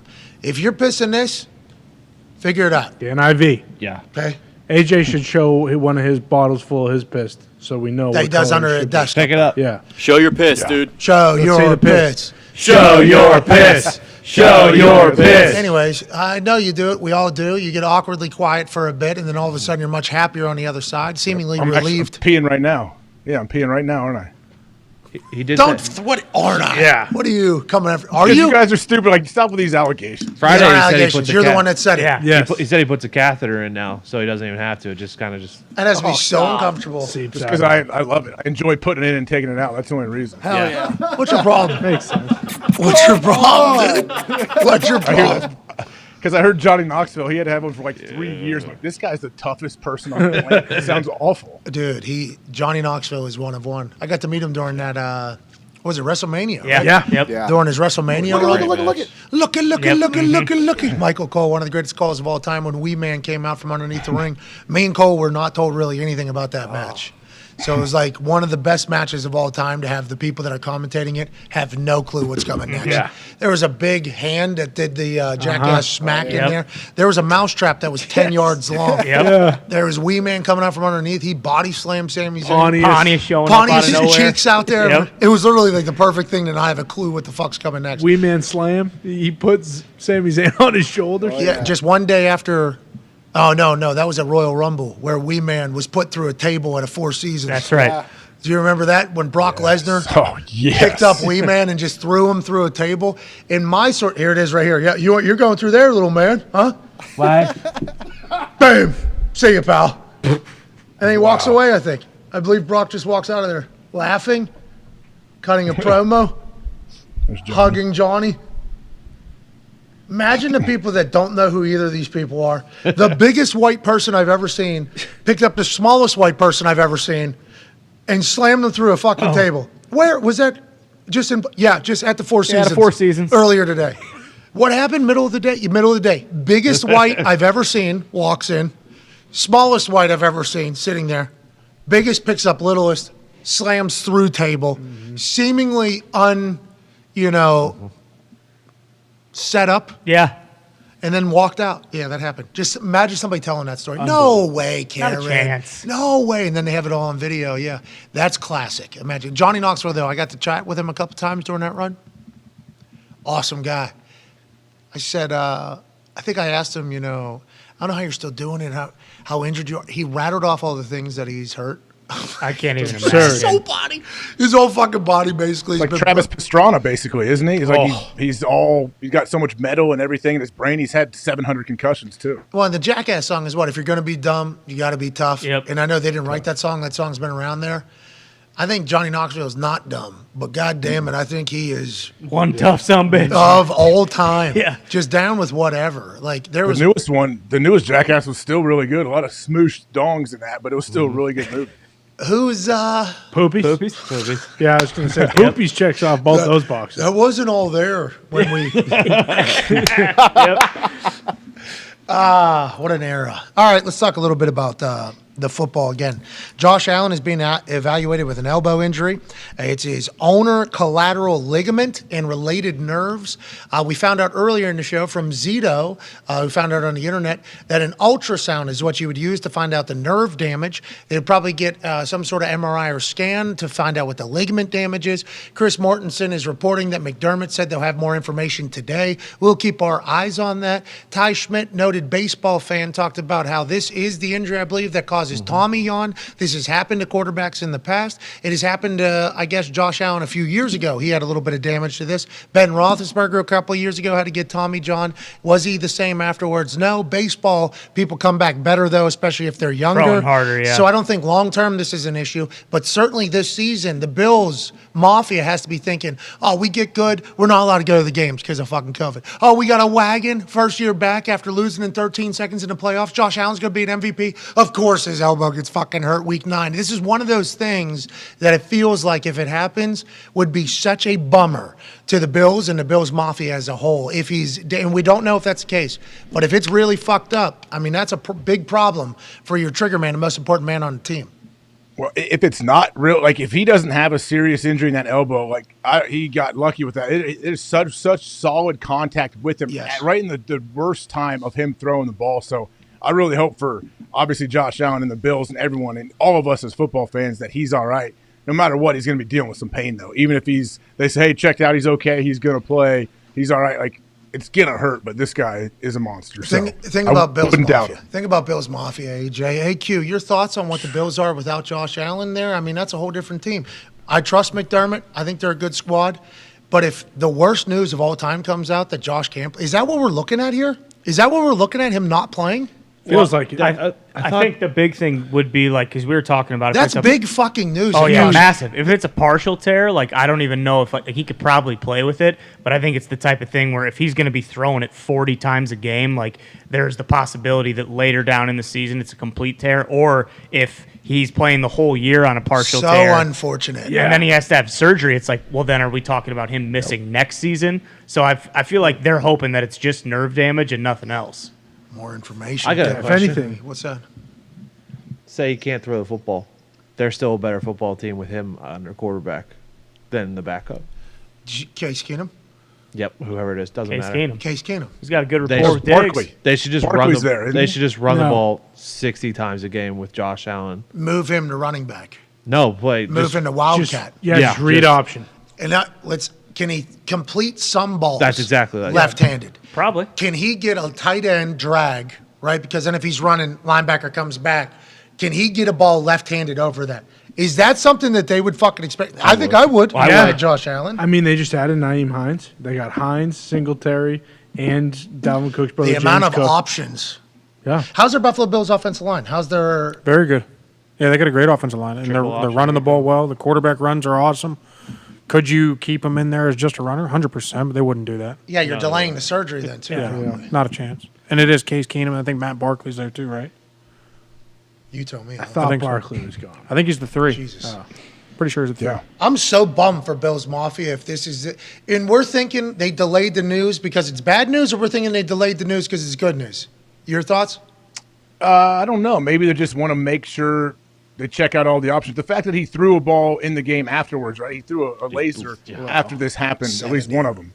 Yeah, like that's what I'm saying. That at least gives me that would give me hope if I'm a Bills fan for sure. 4th and 21. This is 2 plays out. Because if he needs Tommy John, he can uncork this sucker. Yeah, or did that just make it much, much worse? I don't think you need. Yeah, that could have too. Zito just told me that it's being reported that the recovery window is this for his injury? Just in general, a few weeks or a few months. So literally could be anything. It depends how bad it is, I guess. Yeah. Yeah, I mean that is pain management, partial tear, full tear, and then we'll have to manage it in practice too. That's what sucks. Not as many reps in practice thrown to those guys. Well, and the partial tear can become a full. That play, the whole strip, Like, that happens in football. Could happen in practice. That could happen in a practice with no pads on, unfortunately. Can't happen. If somebody's that close to Josh Allen who has a partially torn UCL, Sean McDermott needs to change the way the culture is if it's happening in practice. But to your point, that type of shit happens in football. And you echoed the sentiment, AJ, earlier. That's right. The clean contact that they got on his forearm and him still being able to I mean, that's solid. It wasn't like a braze. It wasn't just deflecting the ball out of there. That was palm square on ball directly through hand. And that's, I mean, that's a lot of torque. All of that torque right on your elbow, too. That's like not even on the shoulder anymore. Just straight elbow. It's like throwing a golf ball. That sucks so bad. I will say pro for this, though. If he comes back from Tommy John's, he might be throwing this ball 100 yards. Yeah, you're right. I mean, that is what happened with Rosengarten. Yeah. That's right. But if Gardenhoser could fire it. If he Gardenhoser had a fucking hose, dude. Oh, yeah. For a while. Just needs some For a icy while. hot. Then the floater, though, still sweet. You know what I mean? Yeah. Still sweet. Oh, yeah. In crunch time, it worked. You're right. Struck out Hito. And think about that. In that moment, I didn't really know baseball as well at that time. Sure. The pressure that was on that young kid, for him to execute the floater perfectly. Yeah. Against the most feared hitter in the game. Remarkable. Oh, I mean, the guy's Unprecedented. fucking grinding, sawdust off the bat. Mommy, like that's. and that's who you're playing, giving him that. That's a true story. Is that a documentary? Yeah. What are we talking about? It's like the Sean Payton one. What are you saying? You're saying a guy didn't fucking catching a home run ball and fucking Hito. There he is. dog. This guy Was is this a dog. just was this a docu-series or was this like a representation of what really happened? It was a reenactment. Yeah. Jesus Come Christ. on. Wake up. I am so sick of having to explain everything to you. But like Know something. this guy right here is the classic want him on your team, hate him on the other team. Without a doubt. This is the biggest. I might hate him if he's on my team. Him too, and Jack Parkman are the two greatest hitters. hate of to our- love him. of our No, generation. with how good he is, you can't hate him because of how much happiness he's shimmy. bringing. You know what I mean? Jack Parkman. To your point about the mental toughness, Yeah. people forget, the first floater he throws it to him, he hits it about 800 feet foul. I had to get through the mental adversity of being like, if he turns out just a little bit, Yeah. more, that's a home run out of here. And we lose. In my face. No. Still going. That's confidence, too. Yeah. What Rowan Gardner showed, not only composure and confidence, but everything you potentially need to be an NFL head coach. Let's fucking hire this guy. Yeah. Let's get Rowan Gardner. Bring him in. Call One of the plays. gigs, dude. Let's How do- old is he now? How old is he? Think? Who knows, man? Young enough. He's probably all fucked up because he was living in the glory days. You know what I mean? And too much Actually given doing to good. him. He pitched the first pitch the other day for the Cubs. Oh, yeah, baby, Rowan Gardner.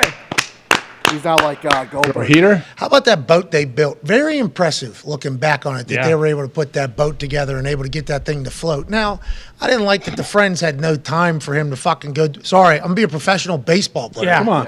What do we even? I'm sorry I can't. It's just in LA playing the Dodgers, okay? Give me a fucking break. Sorry I can't knots and bolts with you tonight. Yeah. Okay, I've been here since the beginning. Have I not? I go handle some stuff.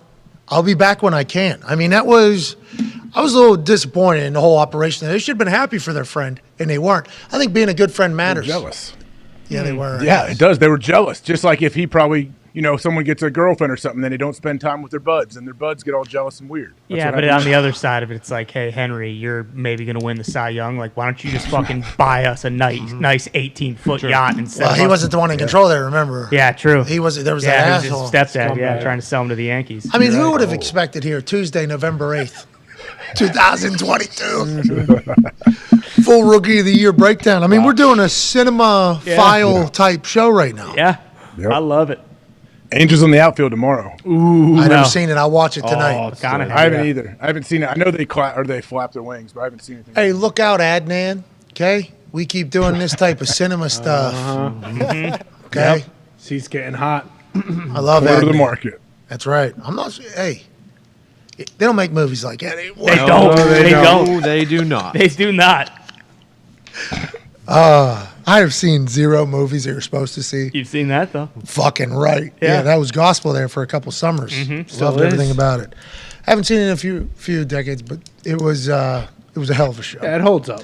Let's move on. Big Mike, okay, this is a big thing I wanted to talk to you about. Big Mike McCarthy was in his press conference. He was asked about going back to Green Bay. Listen to the question, and then listen to Big Yinzer. Big Mike, handle this with, we don't have it. Don't have this. I thought we had, didn't we?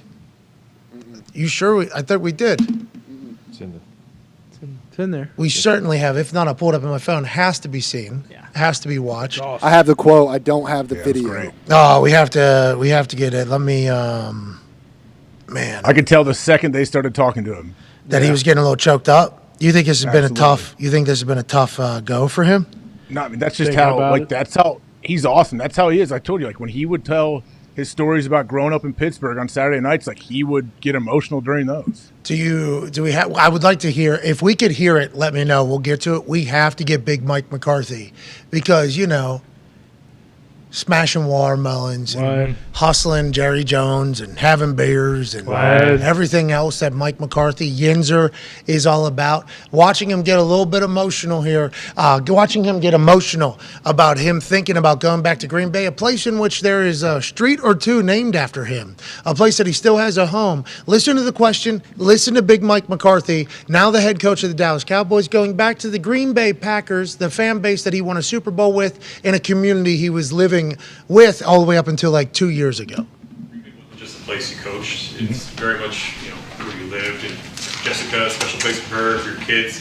What about the area do you and as a family, as a unit? This is bullshit. You guys trying to make me cry.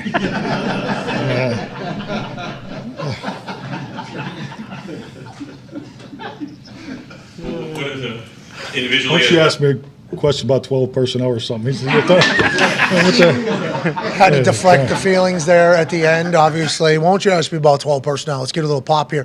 It did start settling in there as that question was being asked. I'm sure he's getting a lot of those thoughts whenever he's alone or in the office or talking to his family. This is a big deal, right, for Big Mike to go back? How do you think he'll be received? And how is Mike McCarthy as a human? Is this normal for him? Yeah, this is absolutely normal. This is what makes him awesome. Big Mike is a Pittsburgh tough guy through and through. Takes a pride in that. He is very proud of where he's from and his upbringing, everything about his family, real hard workers and everything. And that's what's cool. You wouldn't expect a guy like that to get emotional that much, but he does. He's not one of those guys that's going to cry all the time and you're like, okay, here we go, he's crying again. But when he does, you're like, man, this is cool. It makes it's relatable, and it just, especially when it's your head coach, it's awesome. I think players will love this stuff. Do you think that Odell Beckham Jr. would enjoy playing for Big Mike McCarthy? Because Jerry Jones said on an interview this morning in radio, I do think that star would look great on the side of the helmet of Odell Beckham Jr. Basically continuing the public recruiting tour that the Dallas Cowboys have seemingly been doing for Odell Beckham Jr., who would obviously be a great fit in that Dallas Cowboys offense. Sure. Another weapon after losing Amari Cooper in the offseason would obviously help Dak Prescott, Zeke, Tony Pollard, and the boys. How do you feel about Big Mike McCarthy coaching somebody like Odell? And how do you feel about the Cowboys going forward for the rest of the season? I think obviously it's great to see Big Mike too, laughing and joking with the media and not just being pissed at the questions they're asking because they're losing. So their success it's fun to watch. But I think Odell, are you kidding me? I think he would love playing this offense. He'd love playing in Dallas. It seems like a stage big enough for a guy like Odell. And if he goes out there, imagine the energy and what he would bring to the team. If Odell comes back in the first couple games he's there, he catches a few touchdowns. That place, it'll be unbelievable. Jerry World, 100,000 people. Those warm-up sessions that first week when he's doing all that shit in Jerry World with everything in the back of that whole thing. Imagine Big Mike watching that for the first time. They better mic him up. Holy shit. Got to get some plays in for him, huh? Let's fucking figure this one out, Kellen. Let's get that guy the ball over there. I think that Odell Beckham Jr. going to the Cowboys would be awesome. AQ, your thoughts on the Cowboys adding a weapon like Odell Beckham Jr. because the run game has been very good ever since Cooper Cush became the quarterback, and Kellen Moore thought, you know what, we need to rely upon the run much more than a quarterback's arm like we did with Dak. The run game has shown up. You add in another weapon, you sprinkle in Odell Beckham Jr., they're in a good spot for a Pittsburgh guy coaching down there. Great spot. They ever since Cooper came in, their run game has flourished. That is the offense this team should have been from the get-go. They continue to run the ball. They get another weapon with Odell. That team, they got to be one of the favorites in the NFC at that point. Yeah. I'm excited to hear how the Cowboys conversations go this week with the Packers between Mike McCarthy and his team. This is a big game, not only for the Cowboys, but also for the Packers, who are on a 5-game schneid. We'll be talking to Aaron Rodgers in about 11 minutes. Excited to get his thoughts on Big Mike McCarthy because a lot has been said publicly about those two. I assume that there will be a great moment between those two on Lambeau Field somewhere, somehow. There'll be a lot of photos of it. It'll be emotional. It'll be amazing. We'll talk to Aaron about that in about 11 minutes. Pivoting back to the Indianapolis Colts, Jeff Saturday has picked his play caller. It is a surprise, says Tom Pelissero. 30-year-old pass game specialist / assistant quarterbacks coach Parks Frazier will serve as the offensive play caller starting this Sunday against the Raiders, who Jeff Saturday has tweeted about looking horrible in the past. Parks Frazier is 30 years old. He's very young. I think I've heard of him before. I do believe he is somebody that is talked very well about around the building. Jeff Saturday interviewed everybody around the building and found out this is the man who seemingly has the best communication, seemingly has the best feel for the offense after Marcus Brady, offense coordinator, was fired last week. Frank Reich, head coach, play caller, was fired just yesterday. Now Parks Frazier's calling plays. AQ Shipley, do you know who this man is? And what does it take to be a good play caller? What is the trait that Jeff Saturday was looking for and found in this 30-year-old special assistant and quarterbacks coach, Park Frazier? I don't know. I don't know what he heard from him. I don't know. Well, I don't know. What would you like? AQ, what would you like That's what I'm saying. What would you like to? Yes, that's the trait. What's the trait? I mean, you got to have a good feel for the game. You got to have a good flow. You got to be balanced. You can't just sit there and put your quarterback in harm's way, dropping back 50, 60 times a game. I mean, Mahomes is able to do it, but he's the anomaly, right? But you got to find balance. You got to make it easy on the offense. You got to be creative. You got to do all these things. But again, the offense is already in place. So how much can you actually change in Week 9? And what is he going to do? What? You don't know just because you don't know? He says blue eyes. You got blue eyes. He's literally come from the same system. He came up in that same system. He can't change anything. So is the flow really going to change? They're going to do RPOs. They're going to do what they do. -2 yards last week. Remember, that's what we need Parks Frazier to do. Gain 0 yards in the first quarter. If I'm you, shotgun, throw ball out of bounds 3 straight times, punt ball, get through the first quarter, 0 yards. That'll be a 2-yard head start on what Frank was able to accomplish 1 week ago against the New England Patriots. AJ, your thoughts on what a play caller should be, what a play caller looks like, and why you think Jeff picked this dude who's 30 years old. That's a very young offensive coordinator to be for Jeff Saturday, who has no experience coaching, to hire. This is a bold move by old Jeff Saturday. Yeah, it's super bold. I mean, it all like play callers. How many times do I say it? Like they have the offensive play caller has the ability to affect the game more than any other coach on the staff. I believe. I think they can control the game if they're really good at it and they have a good feel on what the defense is giving them. And you take what the defense gives you. Like you have a plan, and then you go out there and you see how they're defending you, and then you take what they give you. You don't try to pound the ball into an 8-9 man front, and you don't try to throw if they're not doing that. So it's just. I don't know. It's such a difficult job. You have to be. You have to have a great plan. But then, like in games, you think how quick you have to be to not just guess and not just pick plays. Oh, let's do this one. Here we go. Like you got to be pretty smart. Yeah, let's assume this guy's pretty smart. Zito just popped up his resume here up on the screen. Sanford, 2015, he started as a coach. Defensive quality control. So he knows the side of the ball. He started on defensive side. Sanford. There we go. Middle Tennessee State, defensive quality control. Arkansas State, the Red Wolves. He was a graduate assistant there. Then he comes to the Colts. He's assistant to the head coach. So he's been around. He's been around the head coach. He's in the building. And then in 2020, moves to offensive quality control. And then in 2021, he becomes the assistant quarterbacks coach. This guy was fucking cleaning jock straps a couple years ago. Yeah. Now he's all the way up there. This guy has been there, done that. He's a grinder, a striver, a man who knows this offense inside and out. Parks Frazier about to call a fucking game this weekend. Fun fact. Frank Reich married him and his wife. Frank Reich was this master of ceremonies at their wedding. Okay, he was assistant too. Yeah, he's gonna give him his call sheet. So maybe he has a few of Frank's call sheets, right? Frank, who was fired just a couple of days ago, loves this man. Maybe he'll be able to chat with him, give him a little mentorship, and maybe Parks has just been sitting there laying in wait as a defensive quality control coach. Well, as a assistant to the head coach, Right. As an assistant quarterback coach, he's been just waiting. He's been beating everybody in Madden. He's putting up 80, 90 points every fucking Madden game. Hasn't told anybody about it. Jeff Saturday says, hey, Parks, why don't you come on in here, pal? I see your blue eyes. They look just like mine. AJ's and AQ's. A lot of blue eyes around here, kind of freaking me out all of a sudden. But Parks, come on in here, pal. Why do you think you should potentially be the offense coordinator, and do you think you should be the offense coordinator? Parks said, I started at Sanford on defense side of the ball. I know what the fucking defense is doing. I was assistant to the head coach of Frank Reich, and I watched us go from good to not good, so I know what not to do.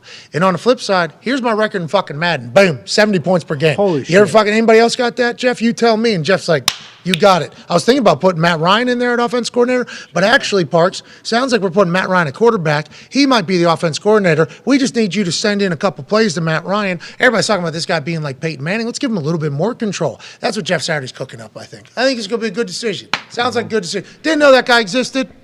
Had no idea.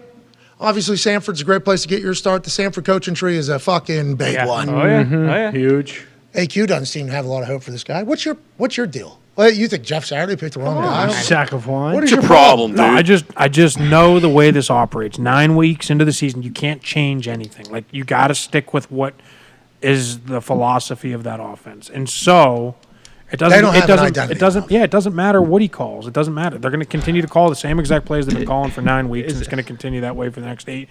Will the success increase? I don't know. What's this guy's deal? Yeah, but why wouldn't you just let Matt Ryan call the plays? Why don't you just put Matt Ryan back in We at said that quarterback? yesterday as well. We Maybe bring Frank Reich back to This just was call in the the plays, star. not be the head coach. All right, Frank. Welcome to my team now. You want to be offense coordinator like you were in Philadelphia? Don't have to do too much more. Don't have to do too much less. I'll handle Jim Irsay, who wants to fire you every single week. Yep. We can just move on. Boom. Frank goes, actually, I'm going to go take a nap for like the next 8 weeks. Go hang out with my family. It's been miserable being a coach here. New quarterback every single – what if Frank, who's normally just super calm and reserved, pastor, preacher guy, has a press conference or a podcast where he just unloads?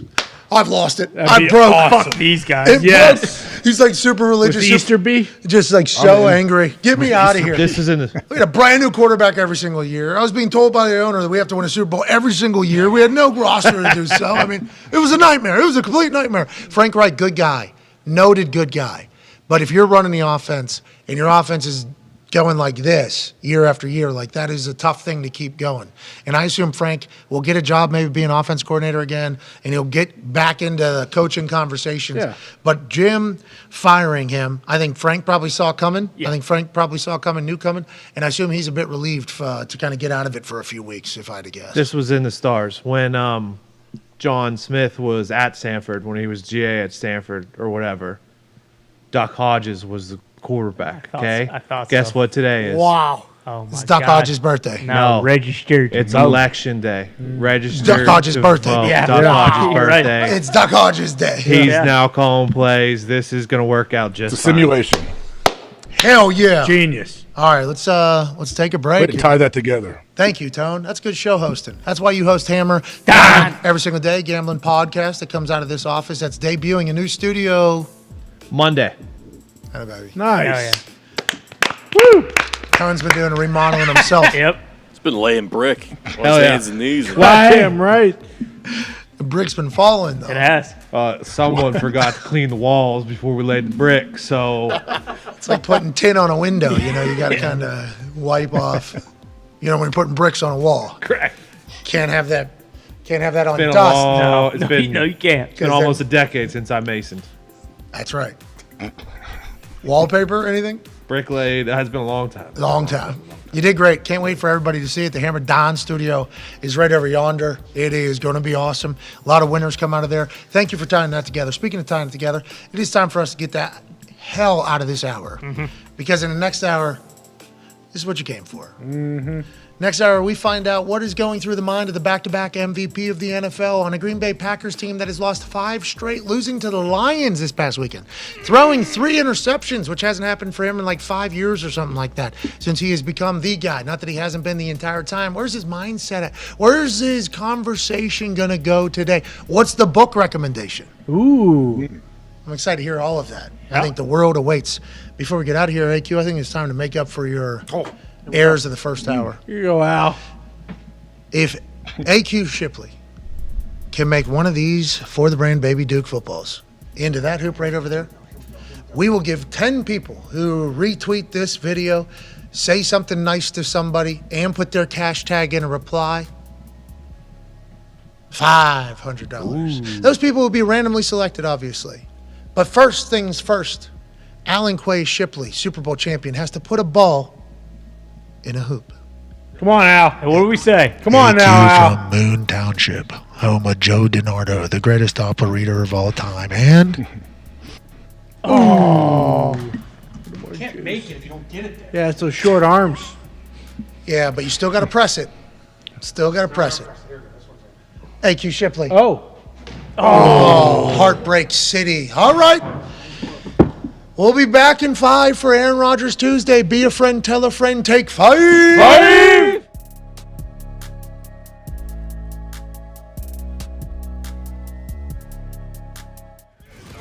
Big brain football.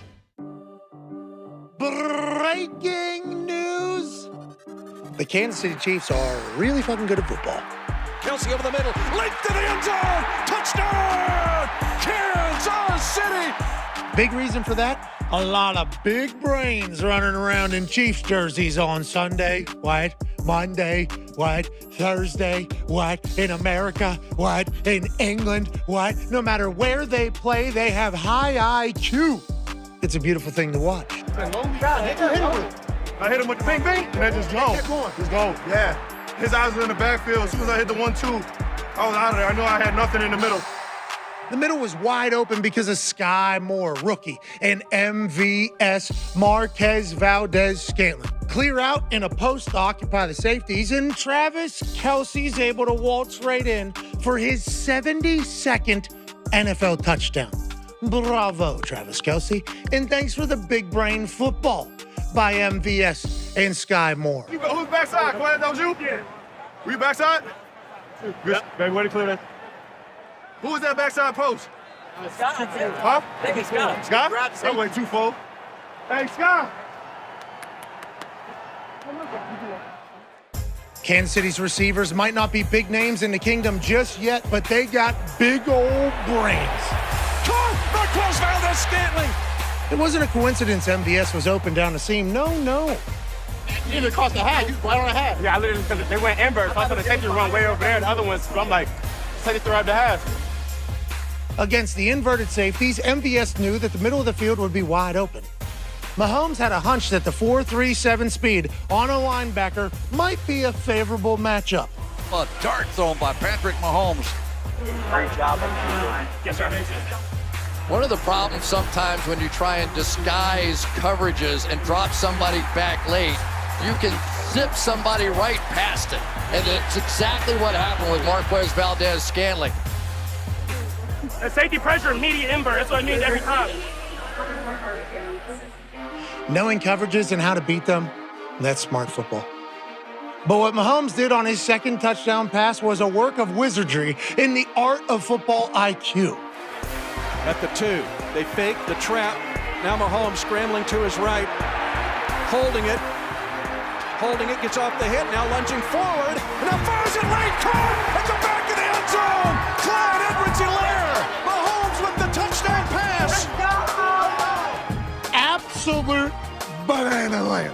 Dude takes a snap, scrambles around for 7 seconds, which is almost a full bull ride, okay? Almost full bull ride. Spins, throws a touchdown, all the while remembering that they snapped the ball on the 2-yard line, and he cannot cross that line and still throw a football.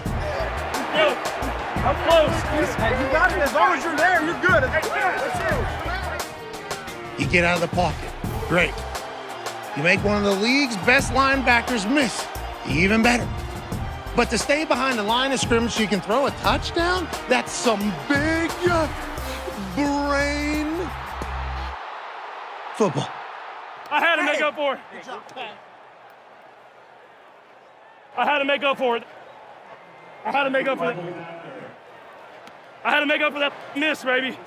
2 plays before, wide open touchdown. Patrick says, you know what? Too easy. Let's make things a little bit more difficult. I'm going to miss this pass, be upset about it, but then I'm going to make magic.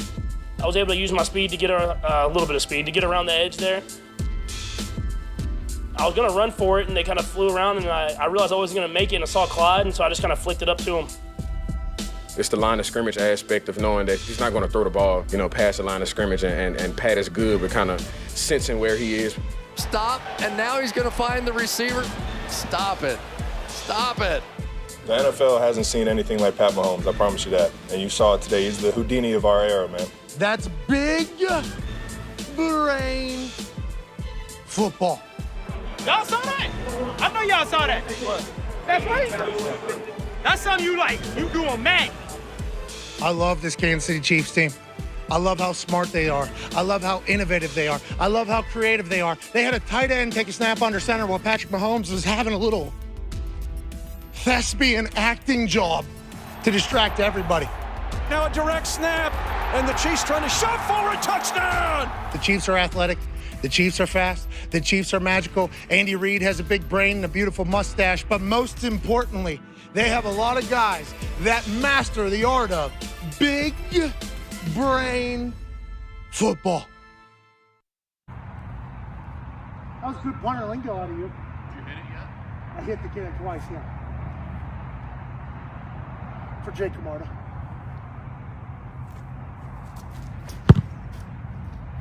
Come on. Come on. That. Come on. Is what I'm talking about. In the Georgia shoes, in the Georgia shorts, for Jake Camarda hitting bombs in the NFL. Have a good day. Say something nice to somebody. Let's go.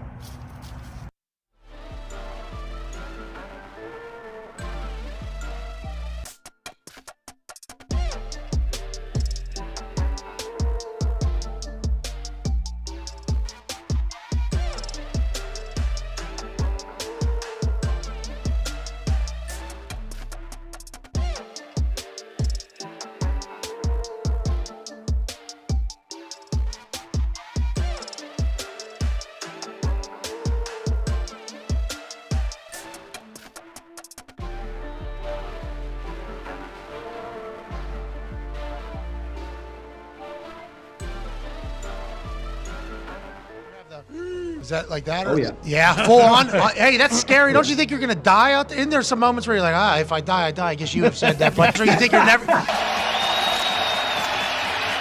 Cousins from the pocket, floating one, and right underneath is Justin Jefferson.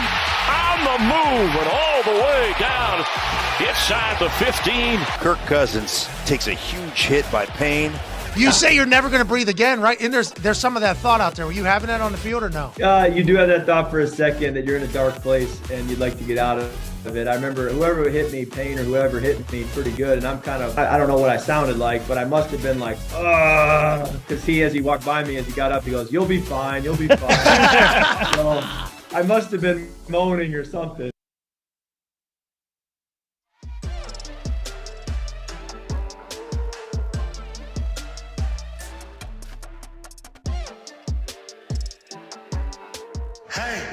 Why? Let's go!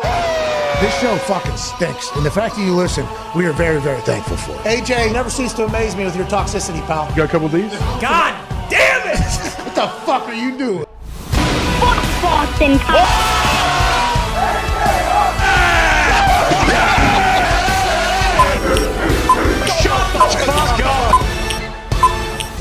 Hello, beautiful people. Welcome back to our humble abode known as the FanDuel Thunderdome. It is Tuesday, November 8th, 2022. Hour 3 starts now. Football is fantastic, and this is the hour on this particular day that we get to chat with the back-to-back NFL MVP. Now, he's going through some stuff that he hadn't gone through in the last 2 seasons of Aaron Rodgers Tuesday, so this conversation is one that is highly anticipated by not only us on the stage, which is the Toxic Table at Boston Connor and at Ty Schmidt, one half of the Hammer, Dahn Cowboys, Tone Diggs, host of In the Trenches and the Bobbled Exchange, AQ Shipley, and to my left, your right, AJ Hawk. Not just us, but the people around the NFL fandom. Got a lot of tweets on Sunday after the game that said, Aaron's not going to come on the show. What is Aaron going to say this week? Is Aaron going to take any accountability on Tuesday? Ask him the hard questions, Pat.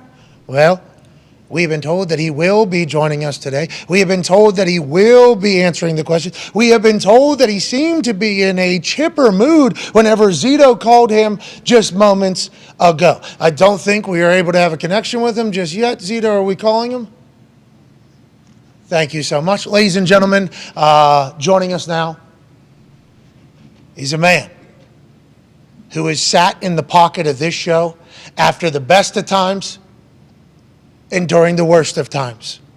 Today's conversation will be one that none of us know where it's going to go, but Packers fans will watch in hopes of how they can view the rest of the season with some optimism with the Dallas Cowboys coming to town just a few days from now. Ladies and gentlemen, Aaron Rodgers. Yeah! What's up, dude? What's up, guys?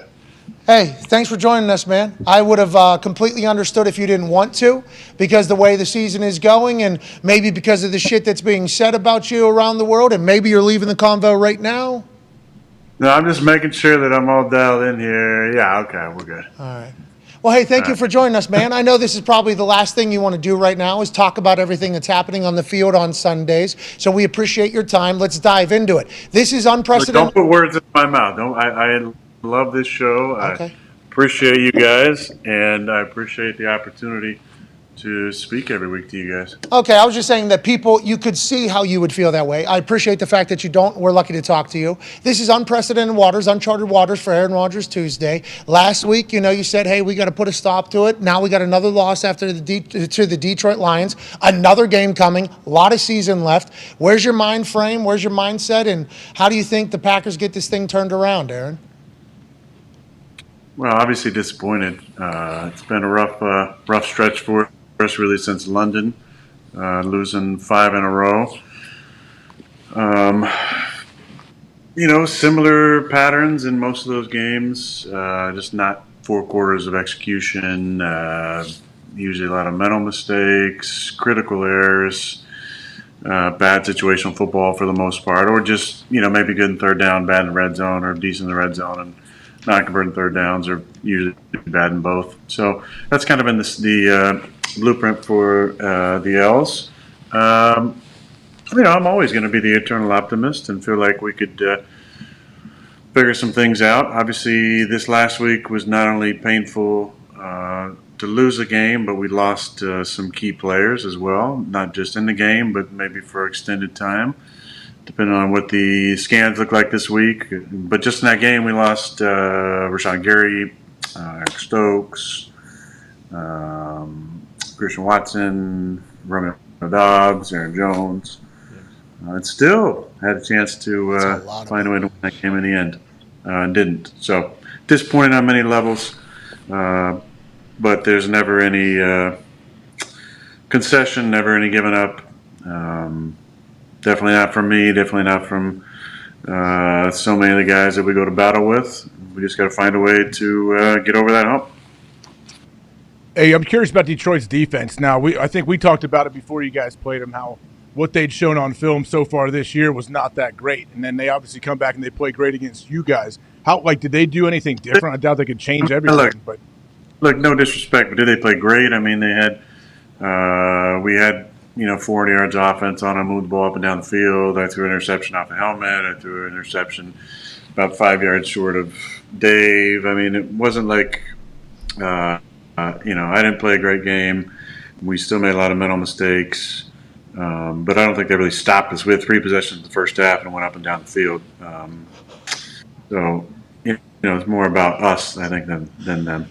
Okay, really appreciate what you just said. Got a pretty good pop out of me there. Like, all right, let's not overreact here, okay? Still, we're able to move the ball just because we weren't able to put some things away. Let's talk about the turnovers because you are the actual NFL king of touchdown to interception ratio. Like, in the history of the game, you are the best at it. The amount that you care for the ball, because the ball is the program, is something that a lot of coaches are trying to teach their quarterbacks to kind of fall in line with. You throw 3 picks, 1 off the helmet. Obviously, it's being dissected dissected by all the quarterback experts on the internet and on TV, saying the window that you chose to throw in was the wrong window. Should have thrown in a different window, but they're judging off a standard of quarterbacks that has literally been set by you. Excited to hear why that potentially happened. On the one you said you were short to Bakhtiari, we never see you do that. That is something that Aaron Rodgers never, ever does. That's why I think it's obviously a huge conversation. And then the one where 31 makes the incredible play, you showed visible frustration. Why do you think they happened? What do you think is your thumb? Do you think it's just sometimes a ball will slip and normally it's either in a spot where it can't be caught? Like, what do you think happened and why do you think you had the game you had there? Well, a lot that goes into all those things. What I can control, two of them weren't great throws. There's some other parts to plays. It's not usually not just on one person. Every now and then it's just on one person, but there's a lot that goes into each play that could either avoid some of that thing, and sometimes guys can screw parts of the play up, and you can make a great throw and make up for all of it. But yeah, it wasn't a great throw to Dave, and wasn't a great throw to Bobby either. I've thrown a lot of those balls low around the goal line like that. I don't know that, in that play there were some other things that could have probably gone on that could have made it a different type of window. But look, I've made a thrown touchdown passes many times. I don't give a shit what any of these experts on TV have. That's where I heard you going. That's where I heard you going. There's a lot that goes into all these things, and for somebody to play armchair quarterback who doesn't know what the hell play we're running or what's going on, that's fine. I don't really give a shit, to be honest with you.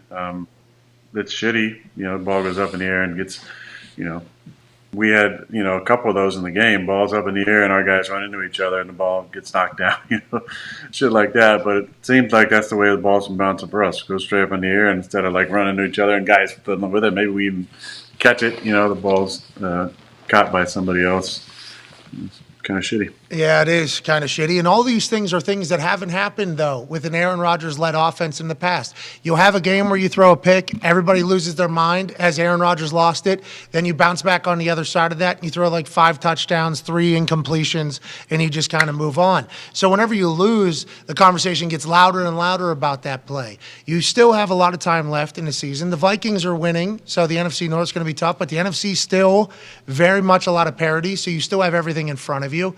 Is that the messaging to everybody, and are you guys still trying to figure out who your team is at this stage of the game and what you guys are, you think?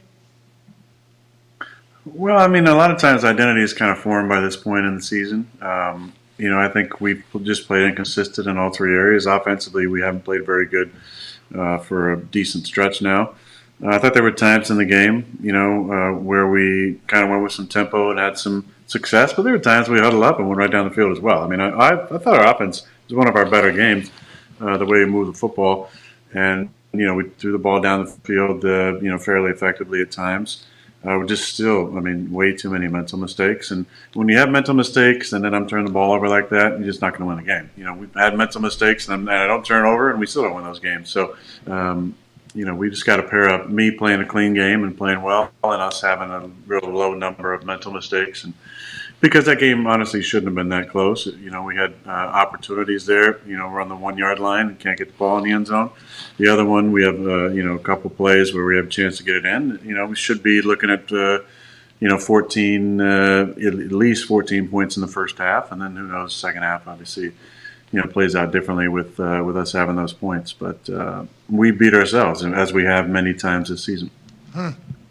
Hey, what about this week? You have Dallas coming to town, big Mike McCarthy. I don't know if you saw his presser. They were starting to ask him about Green Bay, and he got a little emotional. I thought it was awesome to see.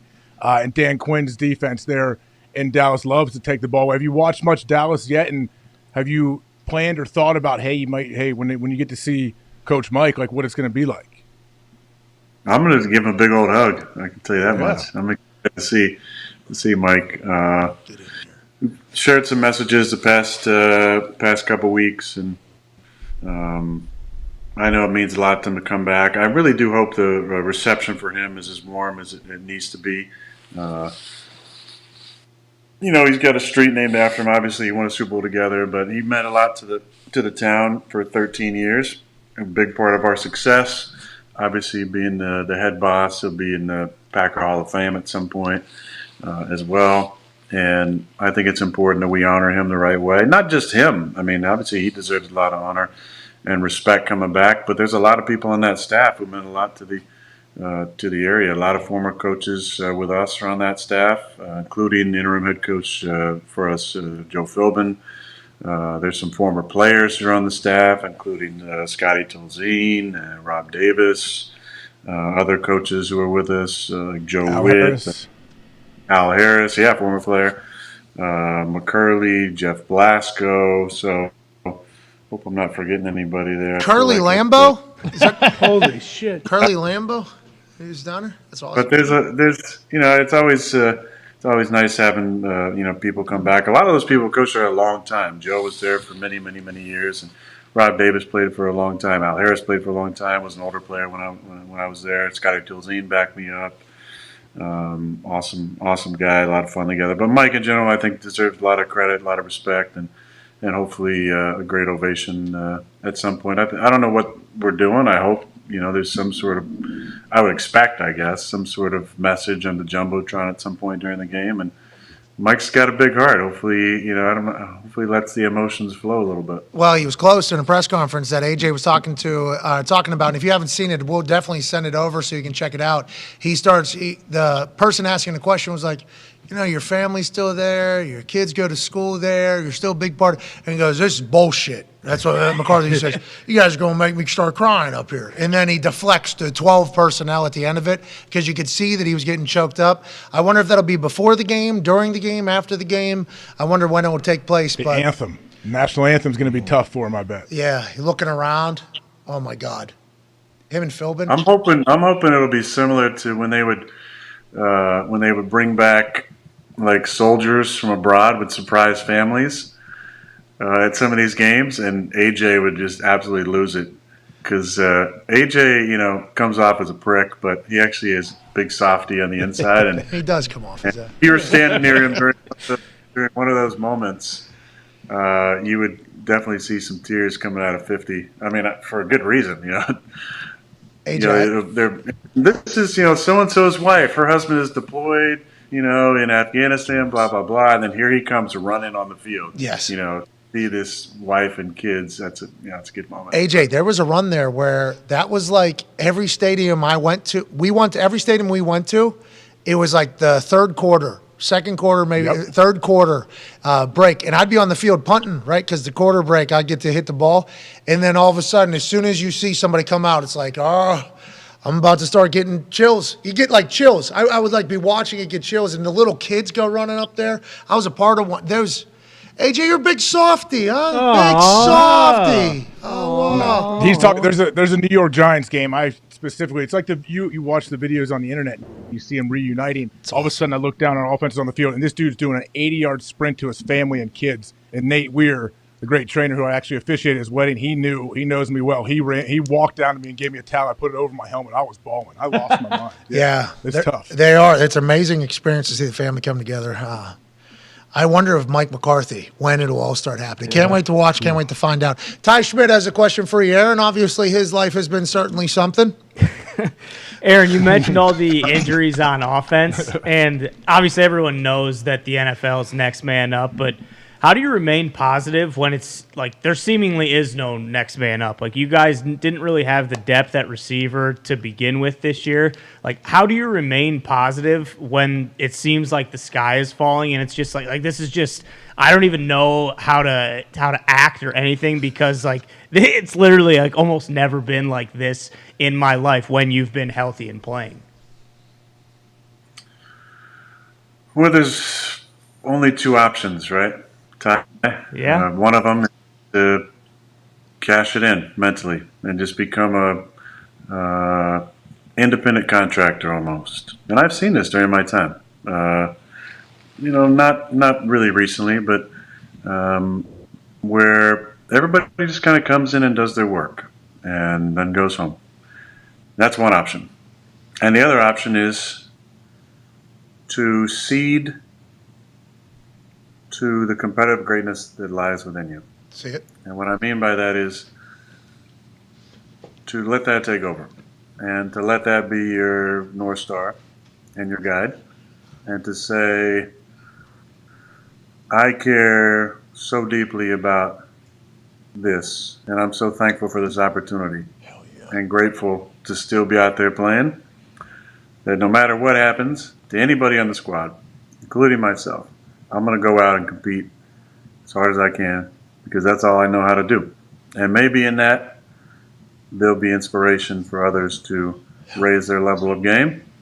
But that's all I know how to do. And the opposite, like I said, I've seen it, and I hope I don't see it moving forward.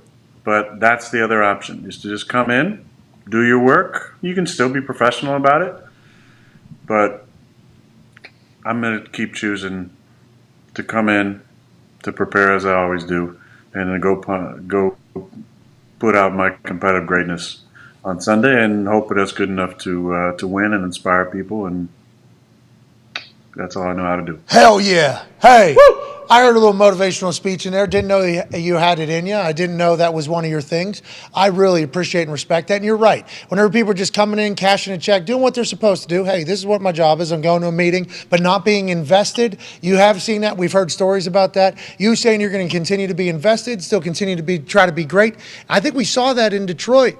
You had a couple real moments of like, motherfucker. They had a full zoom in of you doing a full bobblehead motherfucker in the middle of the field.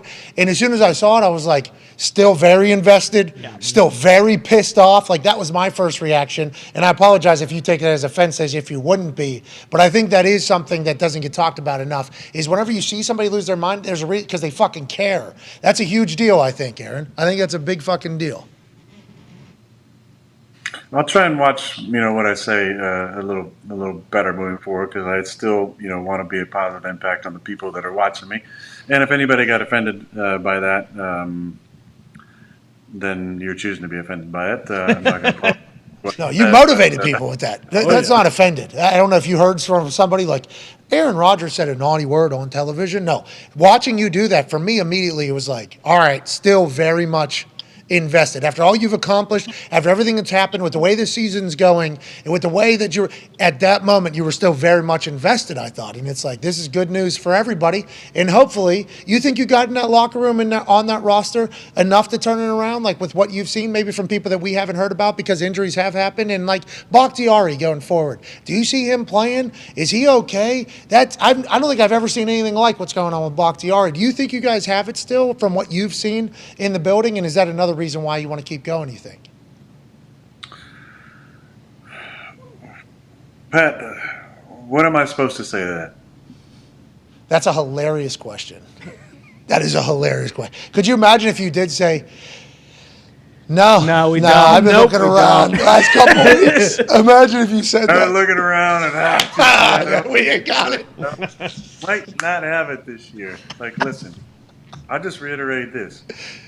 Oh, that's awesome. I always believe in myself first, and I bet on myself first to go out there and to impact the game and to be great. And I still know I have that within me. Still the reigning, defending, two-time MVP. Oh yeah. Regardless who's out there with me, guys want to come battle. They know where to find me. Hell yeah. I'll be in the center of that huddle, expecting greatness, trying to inspire the best I can, and laying it on the line. And trying to make big Mike McCarthy's homecoming miserable. Joe Philbin, fly home with an L, pal. Great guy. Love Joe Philbin. I absolutely enjoy him. He was the head coach of the Packers whenever I got to call Packers-Lions in there. He was also with the Colts. I'm a big fan of his. But I'm excited to see what you end up doing with the squad. Now, speaking of the squad, trade deadline kind of came and went. You didn't add anybody. That's something you expected? There's still a free agent out there in Odell Beckham Jr. Are you still having those types of conversations? Is there still any thought of how we can make team better, or is it just you're showing up, you're going to be the best fucking quarterback you can be, and let's get through the season? Yeah, I mean, I know there's rules about trade deadline. You can still trade for players after the trade deadline. I'm not exactly sure how it's different than before the trade deadline. If there's a compensation involved, is that or something along those lines? I'm sure Fox or somebody can figure something out. But I mean, I believe, right? You can still trade for somebody after the deadline. It's just as different something involved. Either way, we're on it. We're on. Hey, the Google will tell us. Thank you, the Google. Yeah. Maybe I'm totally off on that, but I felt like it's still possible. But maybe there's some sort of compensation left out or something. Eternal optimist. Yeah, definitely optimistic about it. Listen, we didn't add anybody, and we still obviously have a young roster. Young guys are playing and going to play even more. We'll see who's healthy this week. Really, we'll see if Dave and Elton are healthy, and we'll see what happens with Aaron Jones and Romeo and Allen. I mean, Allen went out and battled with the shoulder injury that was bothering him. Really proud of him. Obviously, Cobby's been looked really good working out on the side, but he got put on IR, so he won't be able to play. I don't think Sunday. I think he's got one more game to sit out, which sucks for him because I know he love to be out there this weekend. But we're going to go out and compete. I thought our defense, did some good things in the game. Had our hands on a lot of footballs, more than usual. It felt like nice pick by John. Obviously, we're gonna have to take care of the football on Sunday. They're a good defense. Dan is a fantastic coach. A lot of different things on schematically. Obviously, they have one of the top players in the league in the front, and also a really good front around Micah, and he plays all over the place. And then a basically receiver, hands, a DB. In Diggs, he's a difference maker, and throwing the ball, he usually catches it like his brother. So you got to be smart about that. But they're a solid defense. They do a lot of different things. They play a lot of different coverages. They'll probably have a pressure of the week and a scheme of the week and a coverage of the week. And we're gonna have to be efficient. But we're at home. We got a home crowd. Hopefully, get some home cooking weather and get that thing down in under 40 and go out there and try and get a win. You going Long Johns, dude? We thinking Long Johns? Under 50, usually you get the long sleeves. Under 30 is the turtleneck. Old school, yeah, the old school. We're trying to get down to there because I think you're undefeated with that turtleneck on. Connor has a question for you, Aaron. Yeah, Aaron, were you happy to hear about former player and former Packer Jeff Saturday getting the head coaching gig in Indianapolis, and how do you think that'll go? I was very surprised. Oh, definitely. Me too. It's so rare that somebody who's, I think he was coaching high school, right? Yeah. But definitely not, no NFL coaching experience, I don't believe. Is that right? Yeah, no, you're right. Yeah, but that's good. Jim Irsay said it's good. He's not scared. He's not scared to make a decision because he doesn't have any scars from the past, basically, is what he said. Yeah. I mean, it's different. Usually you just appoint somebody from the staff, right? As an interim. What's your problem? What's your deal here? What's going on? I'm just surprised. Like it's just rare, but hopefully it works out for them. That's your team, right? So what do you think? Well, it's not about me. It's about the man who's back-to-back MVP, who's been around the NFL for 18 years, and his thoughts on Jeff Saturday. Yeah, I don't have a strong feeling about this. I think it's surprising because it's just. Has it been done before? I mean, not definitely in the recent history. First time since like 1961 or something. Yeah, it's been a little bit. Yeah, been a while. Yeah. First time Jim Irsay's ever fired a coach mid-season though, as an owner. So I think what has happened is, for the first 25 years, Jim Irsay was the owner. He was looking at other teams who fire their coach mid-season and going, "Why are they doing that? They need to make this thing?" So he's done, and he's like, "I remember everything we've said." We want one of our guys, Jeff Saturday, in there. Daughter still has the headphones with the microphone, with the thing on the sideline. Carly Irsay's on the sideline there. I'm excited to see what happens here. But if he's good, there's a chance like former players don't have to do like the coffee getting and the drawing up of cards, like, you know what I mean, to get to the top maybe. But thanks for your overwhelmingly, eternally optimistic view on that whole thing. Jesus Christ, dude. You know what I mean? I got an attitude of gratitude, and that's, greater than everything. And that's what it's all about. You know what I mean, Aaron? That is what it's all about. You can control one thing every single day. And that is your attitude. It's a good shirt. Hell yeah. It's a plant on there, I think, right? Oh, there's a plant right there. Yep. What is the plant? Are we smoking that plant? What? I don't think so. I think it's just a kind of a bud that's growing, talking about growth, and the growth is having an attitude of gratitude. Hell yeah. Have optimism when it doesn't seem like that would make any sense to be optimistic. But sometimes when you're in the ceremony of life, you have to go through some serious shit, some serious adversity on the other side. Hopefully this is the bottom of that adversity, and now things, like in every great ceremony, things start to trend upward. Could you imagine beating the Dallas Cowboys? Let's go. 425 on Sunday. Right. And the 5-game losing streak to turn this thing around. Then the next week, you beat the Cowboys. The next week, you got Thursday, you got the Titans. Titans, Mike Vrabel. Right. They get a win on Thursday. Now we're celebrating not only Sunday, not only Thursday, but we're moving on. Who are we taking on? Maybe the only team that's still undefeated left in the NFL, the Philadelphia Eagles. And by then, that little seed that has been planted in the hand that's on your chest, that son of a bitch will be a bamboo tree. Because bamboo, you plant a seed, you wait 5 years, you water that thing, then all of a sudden, whoo, it sprouts through the earth. That's what we're talking about, Aaron. Let's go. It starts on Sunday, doesn't it? I like that. That was good. We need to get that clip and then show it to the team tomorrow. Hell yeah. By the way, they just hired one of my former teammates as a head coach. If you guys would like to do the same thing, me and LaFleur, co-head coaches. You just let me know. No big deal. Let's move on. Thank you so much for joining us today. Before we get out of here, we have to do the one thing that makes society better. A lot of this show makes society worse, makes society dumber, makes society, a lot less serious about stuff. Not when you're on. Just the other 20 hours, which we're live every single week, we're doing a lot of damage to society when it comes to intelligence. So whenever last year something began that started building literacy rates, and building literacy advocacy, and building reading as a hobby as opposed to a pastime. Ladies and gentlemen, it's time for another riveting episode of Aaron Rodgers Tuesday Book Club 2.0. Obviously, we have The Mastery of Love. Then we had 1984 with George Orwell. That caused zero conversation after being recommended. Then there was The Art of Contemplation, which is an incredible book that teaches you about deciding things, how to change your mind, which is also a documentary on Netflix if you don't want to read the book. Then there was Healing by David Elliott. Goddamn, he's a good breather. And then last week, it was The Sacred Mushroom and the Cross by John M. Allegro. This week, the Aaron Rodgers Book Club Book of the Week is... I got 2 this week. Holy shit! For the people, and 1 more for you.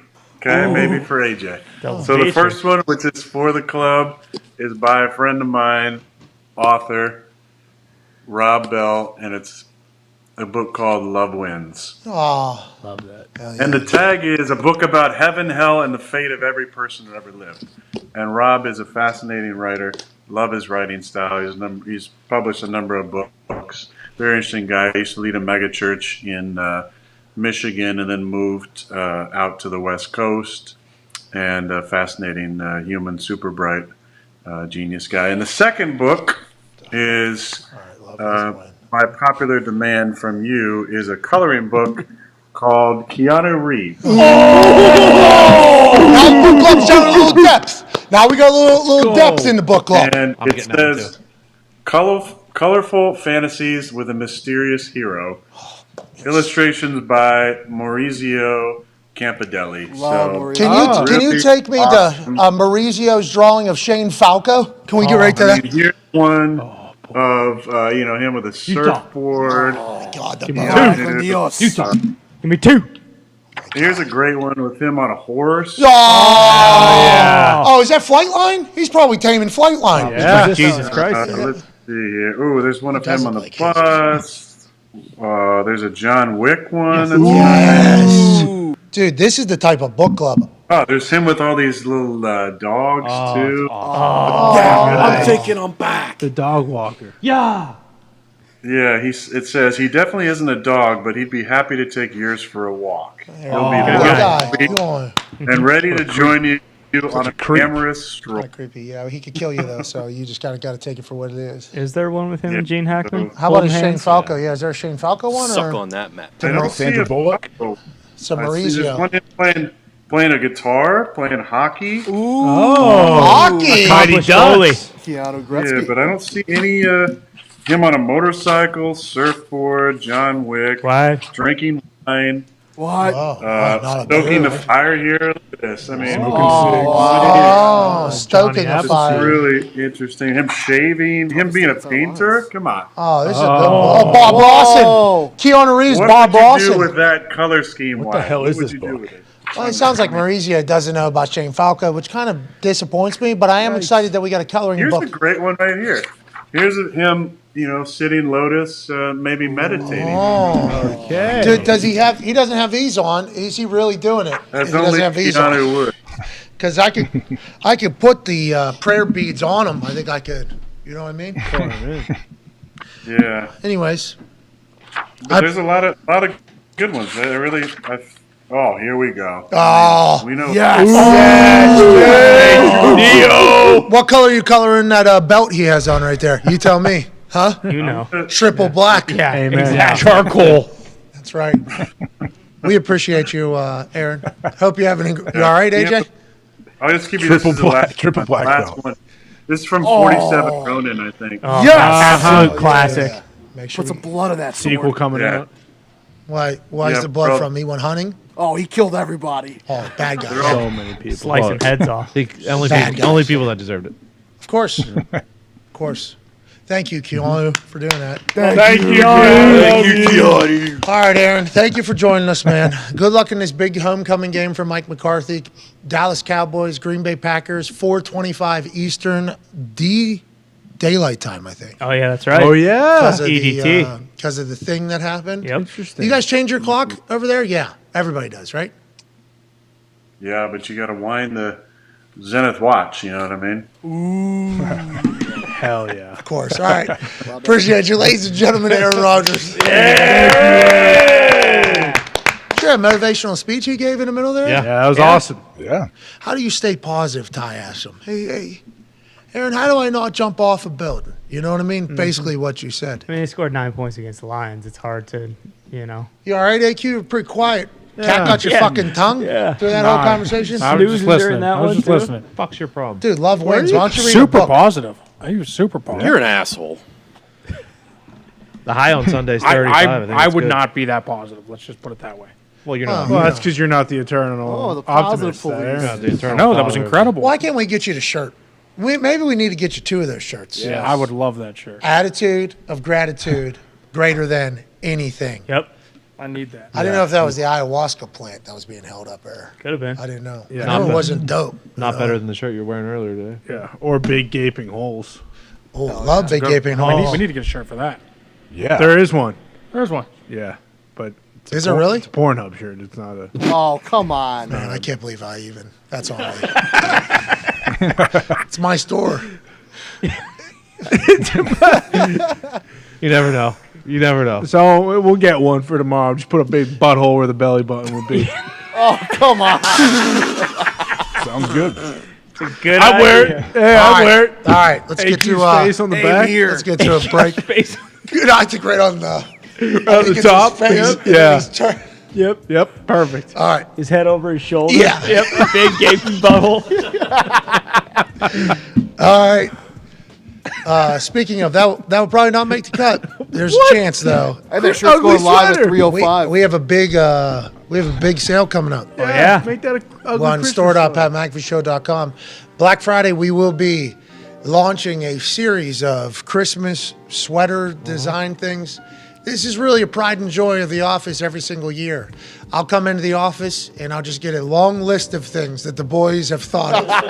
And it'll just be, it's amazing. It's amazing. Is this the first time the whole list is going to be put live? The whole list. See, Come on! So this list is created. Like I think these guys have been doing it on Friday morning or Friday evenings whenever I'm at game day. I walk in on Monday and Bruce Brown has this Excel spreadsheet and he goes, here's all the Black Friday Christmas sweater ideas. And I look at the first one and it's just Brett Favre as Grinch stealing something. Oh, no. So the boys. You guys are creative. Bro, there was three. I need to see this list. Hey, I'll be in Friday, Bruce. I need to see that. Yeah, so there's like 3 Excel things. There's like 60-some concepts. So cannot obviously make all those.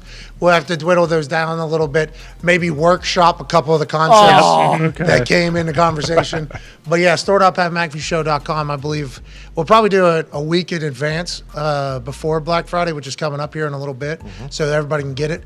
But it's nice to be back into that where it's like, you know, the world had stopped and the world was in a much different place than it feels like it is in right now. And granted, this election day, and we hope everybody that is informed goes and votes. Okay, I appreciate everybody saving the world. I'm excited for these election day results to not cause any backlash or turmoil at all. No, none. I'm excited for the world to continue to be a unified place. Yeah. I can't wait to wake up tomorrow and everybody agrees on everything that happened. I know, it's going to be awesome. That is not going to be real life, but we are in a much different place than we were 2 years ago, a much different place than we were a year ago. So I'm excited to get back into this game, and I can't wait for everybody to see our concepts and ideas. With that being said, it is time to take 5, and on the other side, we learn more about football within the trenches with AQ Shipley. AQ, before we get out of here for a 5-minute break, why don't you do something for the people that are watching this program? Let's give it a try. One time. Why don't you put one of these balls into that hoop right over there so we can give 10 random people $500 that retweet this video, reply with saying something nice to somebody, and put their cash tag in there.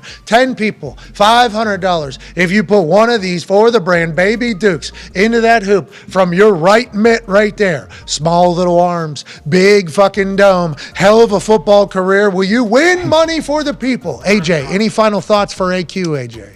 Well, I know AQ can't hear me right now, but can you ask him, do they work on kicks with his fight team? I'd like to know if he could kick. Do you guys work on kicks in your fight club? We do. They do, yeah. He's got the tie I'd like kicks. to get a heavy. I want a heavy bag in. Work on that. Don't get them all jacked up. Don't get them all jacked off. I'm short on all the throws. Jacked up, Mike. You jacked up thinking about Fight Club. Fucking jocked. Couple tie kicks. Can't do Shipley. Can't do full power though. I don't need fucking Jay Glazer snapping bones like twigs. I mean, hey Q, you better fucking protect that tibia. I'm coming for it. Jay kills you with the foot stomp. Talk about a UCL being torn. Yeah. I think it's more an UCL. An arm bar. We're talking 99 AQ.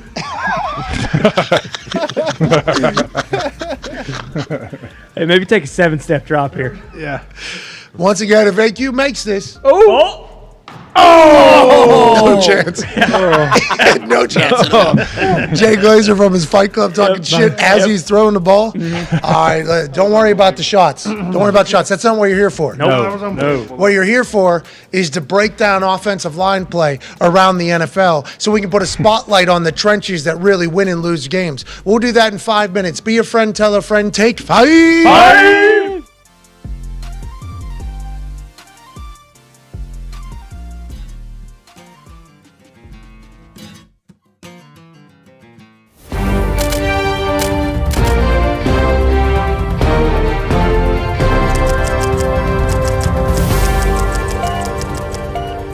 Hello and welcome to the special investigative report. Much has been made in the media world on the life and charitable donations of the man Pat McAfee, especially lately with the rise of the ever-popular Pat McAfee Show, a show that in his own words, stinks. We thought it privy to dive into the inner workings and machinations of this tiny business, this small regional show that has reached international discourse. We sat down with the suit himself, Bruce Brown, to figure out what, where, when, why, and how they're able to give away so much money to the viewers of this incredible program. So yeah, when you enter a Pat McAfee Show giveaway or win a FanDuel Merch Picks contest on Sunday, essentially, the entire hashtag will be downloaded into an Excel file and the winners will be randomized. Within that, And then we do a quick scumbag check, basically click on the profile and make sure, you aren't a robot or blocked by Pat. And then it'll be transferred over to Dirty Gertie, who creates the Winter Wednesday graphic, which then runs on the show each Wednesday in a commercial break.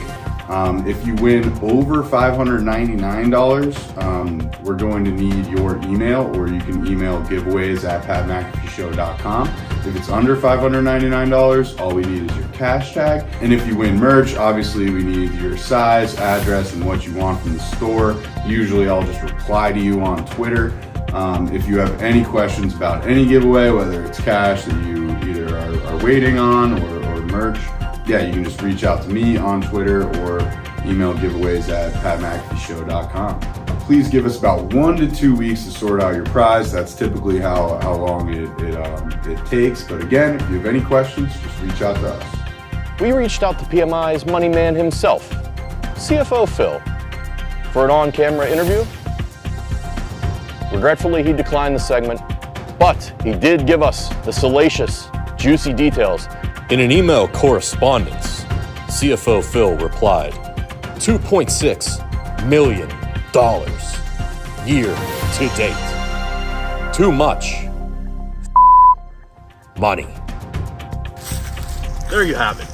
$2.6 million given away, a pissed off CFO, and a show that quote unquote stinks. Good night, good morrow, good luck, and good fortunes.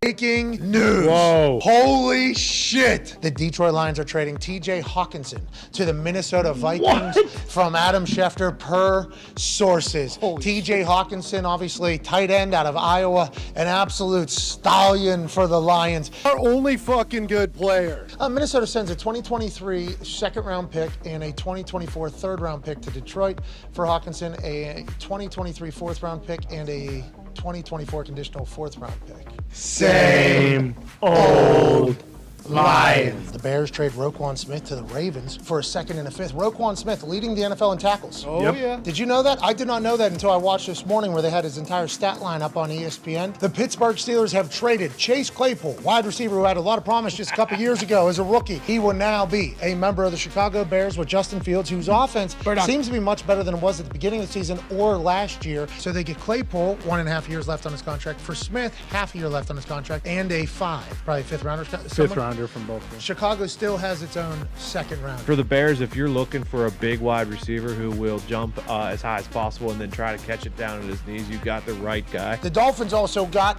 Jeff Wilson from the San Francisco 49ers. He was the starter before Christian McCaffrey got to town. Calvin Ridley, who I believe is from the Florida area, he has been traded to the Jacksonville Jaguars. The Falcons are trading wide receiver Calvin Ridley to the Jaguars, sources say, in exchange for a complex draft compensation that could be worth a maximum 2023 fifth rounder and a 2024 second rounder. Ridley is suspended through at least the 2022 season. He was suspended indefinitely with at least a season, I guess, is where we're at. Nyheim Hines is going to the Buffalo Bills. Wow. With a shot clock expiring trade on the books made official in the PAFL. Adam Schefter is reporting that the Colts are trading Nyheim Hines to the Buffalo Bills. Sources tell ESPN. He's fucking explosive. He actually says before he returns punts, if I die, I die.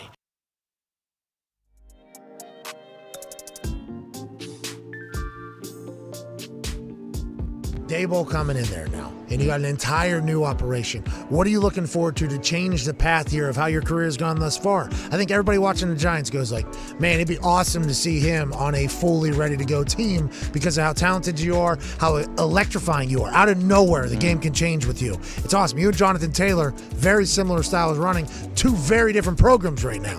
Whenever you look ahead to the future, versus what you've been through already in your early career, what are your thoughts and what are your projections? Well, I think you got to learn from what happened in the past. Obviously, we're going into our third head coach, but with Shermer, with Judge, Obviously, it was unfortunate that they got fired, but Hey, that's not normal, by the way. You're very young. Yeah. That's not normal. Yeah. This is not a normal thing. So like you take what you take from that, you learn.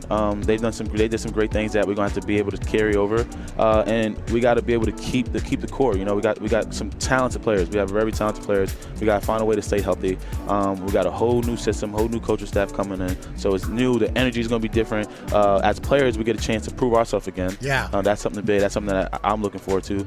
Is to prove myself and show there's different things I can do in my game to help this team win. And it's I know it's been rough, but like the past couple, we're not that far, and I truly believe that we're not that far. We have the talent. Now we bring in the right pieces, the right coaching staff.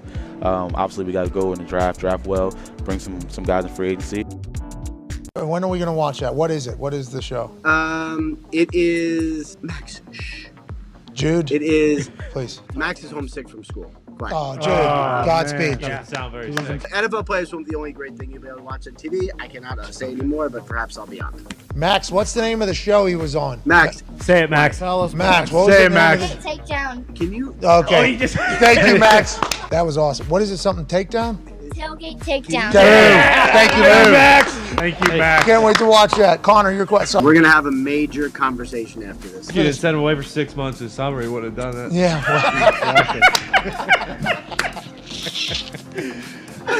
Connor, your question for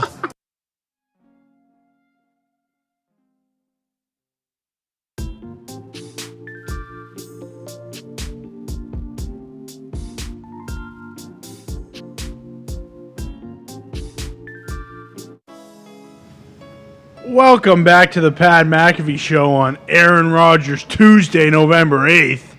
Before we get to our big gaping holes, today's show is sponsored by SeatGeek. Really? Yeah, it's your Wow. weekly reminder We're all that friends. they gave us an exclusive link that gives us all 15% off football tickets. Hell yeah. Whether Hell you're yeah. a first-time buyer or not, does not matter. College football, NFL football, SeatGeek Right. has you covered. And if you're going to concerts or basketball or college basketball, they got the tickets for that too. Just click the link in the description and the 15% off code will be auto-applied to your account. No code needed. Hell yeah. Woo! Welcome back to the program. Connor, incredible job there. I guess the ratings came in for game day for Georgia. It's all right. A lot of people watch that show, AJ.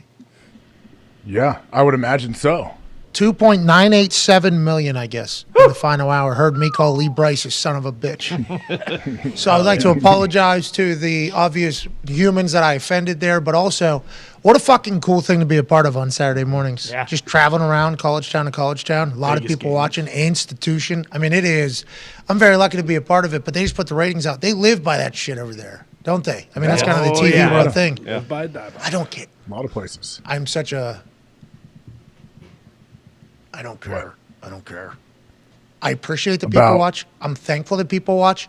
I'm a big, if you build it, people will come. The right people will come. Hopefully your people will come. So that's why we don't like market this show. I mean, the only time I know how many people are actually watching this is if Zito drops in my ear and is like, there's 73,000 people watching you say this dumb shit right now. I'm like, Jesus. That's like, that is a big moment for me. But in the TV world, I think they care about it a lot. I think that is potentially detrimental to some creative, but I understand why they have to do it for the business side of it all, personally. Yeah. So That's how you charge more for ads, for commercials, yeah. yeah, but I'm talking like some people are scared to take risks, I think, because, hey, this has worked. We've made a lot of money off this. Ratings have told us that we've done this forever. I think the reason why I appreciate the game day folks is because they take some shots. Oh, yeah. I mean, they take some shots still at this stage of the game. 30 Emmys in or whatever, they're still taking shots with that many people watching. I appreciate the game day folks. Thanks for letting me be a part of it. Oh, yeah. Woo! And thank you to everybody that watches. I'm having a blast. I'm doing a lot of studying. Yeah. But I'm having a blast. A lot of my studying revolves around, knowing football a little bit better. This season with the rights deal with NFL Films, we've gotten a chance to look at secondary coverages with Darius Butler and learn things at a high level when it comes to the defense side of the ball. Chuck Pagano's come in here and broke down basically every team that's played on Thursday night thus far, and we still have another 8 weeks in which we'll be able to learn about every single team, what they like, what they don't like, and what they like to do. And then obviously we have AJ Hawk talking to you, makes us smarter, but I get a chance to learn about the trenches every single Tuesday. Tuesday. And the reason why I wanted to do this was so that I could get smarter. I think in turn, we've all had an incredible opportunity to kind of learn a little bit about the big fat dudes that are up in the front, that are causing the magic for everything behind them. Ladies and gentlemen, it is a time for another episode of In the Trenches with AQ Shipley. Had a baby, AQ. Let's go. We are starting with the Buffalo Bills, a team that it seemed great. Absolutely. We don't know if it's going to be great moving forward. Because we're about to find out. Josh Allen gets a low injury this week, but they still have an incredible run game. And a big part of their run game, they don't use it as much this year, but they still have it in the arsenal. We're going to watch this here. So they're in a Cub defense. It's a form of a Bear defense. Typically, a Bear is with two linebackers in here. Cub, you only have one linebacker in there, which is C.J. Mosley right there. Yep. Okay? What's going to happen here, you're going to see it. They're going to motion him pre-snap. Right before the snap, Mosley has to go with him. And so, this is a 1-by-3 formation. Only tight end over here, all the other three receivers over there, leaves only one support player. We got three guys over here, basically, for four, center included. He's going to be the extra puller here. Mitch Morse is going to do a phenomenal job just getting a wind sprint in, boys. He's just getting a wind sprint in because he has nobody to block. So we get the down block. We get the down. Oh, check this out. We get Roger Saffold, 400 pounds probably, rolling around on Sauce Gardner. Gets the easy kick out. We got no support. Jordan Whitehead's the other safety. He's all the way out of the picture over here. Mitch Morse is going to get a wind sprint. He wants to get a little extra conditioning in this week. Josh Allen runs through a big gaping hole. Let's watch that thing from the beginning, huh? Hell yeah. Wow. Easy touchdown. So we Look see how they're scrambling pre-snap too, AQ. Like they're already all out of sorts. they have no idea what's going on. I think the big thing, when you get the 1-by-3, it screws defenses up. 1-by-3 meaning you get the tight end over here. He's going to come in, and you get the three receivers over there. Do we set it to the passing strength? Do we set it to the tight end? They're trying to get all that figured out. Then you send the short motion before the snap. Mosley's gone. And we get the two pullers out for one support player. Like I said, Mitch Morse gets a little extra conditioning in the middle of the game, which is awesome. But we get the huge hole. As soon as they move him, they know, right, that they're in a great spot. They got great numbers. And they're completely fucked. Like right now, Josh Allen's just trying not to get too excited while moving that guy to the other side. And he knows that there's probably going to be a home run shot immediately from jump, you think? I think so. I think they felt really good about it. Once they saw the safety, because they started in a 2-high set, safety rolls down to the 3-receiver side. They know you got one safety back here, and then you got Sauce Gardner. That's it. They have numbers everywhere into the boundary. Did he have to motion Knox in once the safety rolled down, or is that just part of the play before it even started? So once he rolled down the safety, he brought him in because he changed the play. You see him pre-snap kind of doing this, changing the whole thing to bring him in as the block. Also, right before the snap, that D end comes inside the tight end, which allows the angle. See him out there? That's a harder block on the tight end. Right there, he just made the block for the tight end. Rookie mistake. Rookie mistake. But this was a big part of their arsenal in years past, but they've calmed down with Josh. Hey, he goes that way because he had eyes on the running back? I think so. Once he saw him go over there. And that guy is a rookie, right? That's Jermaine Johnson. Hey, did you normally set the strength of the tight end? Yeah, it depends. I mean, there's like close calls where you're always setting to the tight end. Sometimes, I mean, in college they set it to the field. Sometimes the boundary. It depends. Passing strength, easy. I mean, that's stealing, right? Yeah, it seems like. I mean, you got your corner out there. You want AQ? Don't you guys want to do that offensively? You want to make like their overhang, their corners tackle, right? And right here you have an offensive lineman blocking the corner, so that's a pretty good matchup you like. Absolutely. When I was coaching, this was a play that I wanted in every week. To the nub tight end, the 1-by-3. Tight end, 3 receivers the other side. They have to make a decision. 9 times out of 10, the corner's the only support player. So if you can get this play where you get the 2 pullers out in space, it's an awesome play. Now, you get screwed a little bit if they go too high or they bring the safety down to that side. What about that hole, huh? What do we have there? What do we got there? Well, Al Michaels said it best, didn't he? Yeah, he did. That sure looks like a big gaping hole. 2 guys running through that hole. Could have 8. 6'6", 250 on a 190-pound safety. You like that in the open field? One-on-one. That's the person who's supposed to tackle him there, right, in that particular setup. Unbelievable. Oh, Cincinnati, 5 tuds for this guy. Yeah. Hey, what a day for the Bengals. You don't know what Bengals team is going to show up week to week, right? And so here we are. We got a team that showed up in a big way this week. Hopefully this is the team we see moving forward. Their run game finally got it figured out. He's been averaging, I think, 2-3 yards a carry, whatever it is. He ran all over these guys. They got a great front. Ian Nittis here, Derek Brown here. You got Bernsey on the outside. It's a great front. We're going to get a counter tray, guard and tackle pulling from this side. Awesome. But the key is the deuce block here between 2 new additions, right? Bengals went out and fixed their offensive line, right? Yep. 2 new additions. Alex Kappa from the Bucks, Lyle Collins from the Cowboys. Ian Nittis, one of the strongest players I ever played against. Great, very stout in the defensive line. Check this out. We get the deuce block. They're going to take him back 4 yards, right into the linebacker. Get a great deuce block. Guard's going to kick out. Tackle the second puller on 49. Watch this. Boom. Boom. Boom. Boom. Oh. Boom. See ya. Boom. Boom. Boom. Boom. Oh. Nice finish. Oh! You get Joe Mixon out in space. That's exactly what you want. That's vintage Joe Mixon right there, right? Yeah. This is very early. Hey, look at the tackle. Look at the tackle. Just wait for it.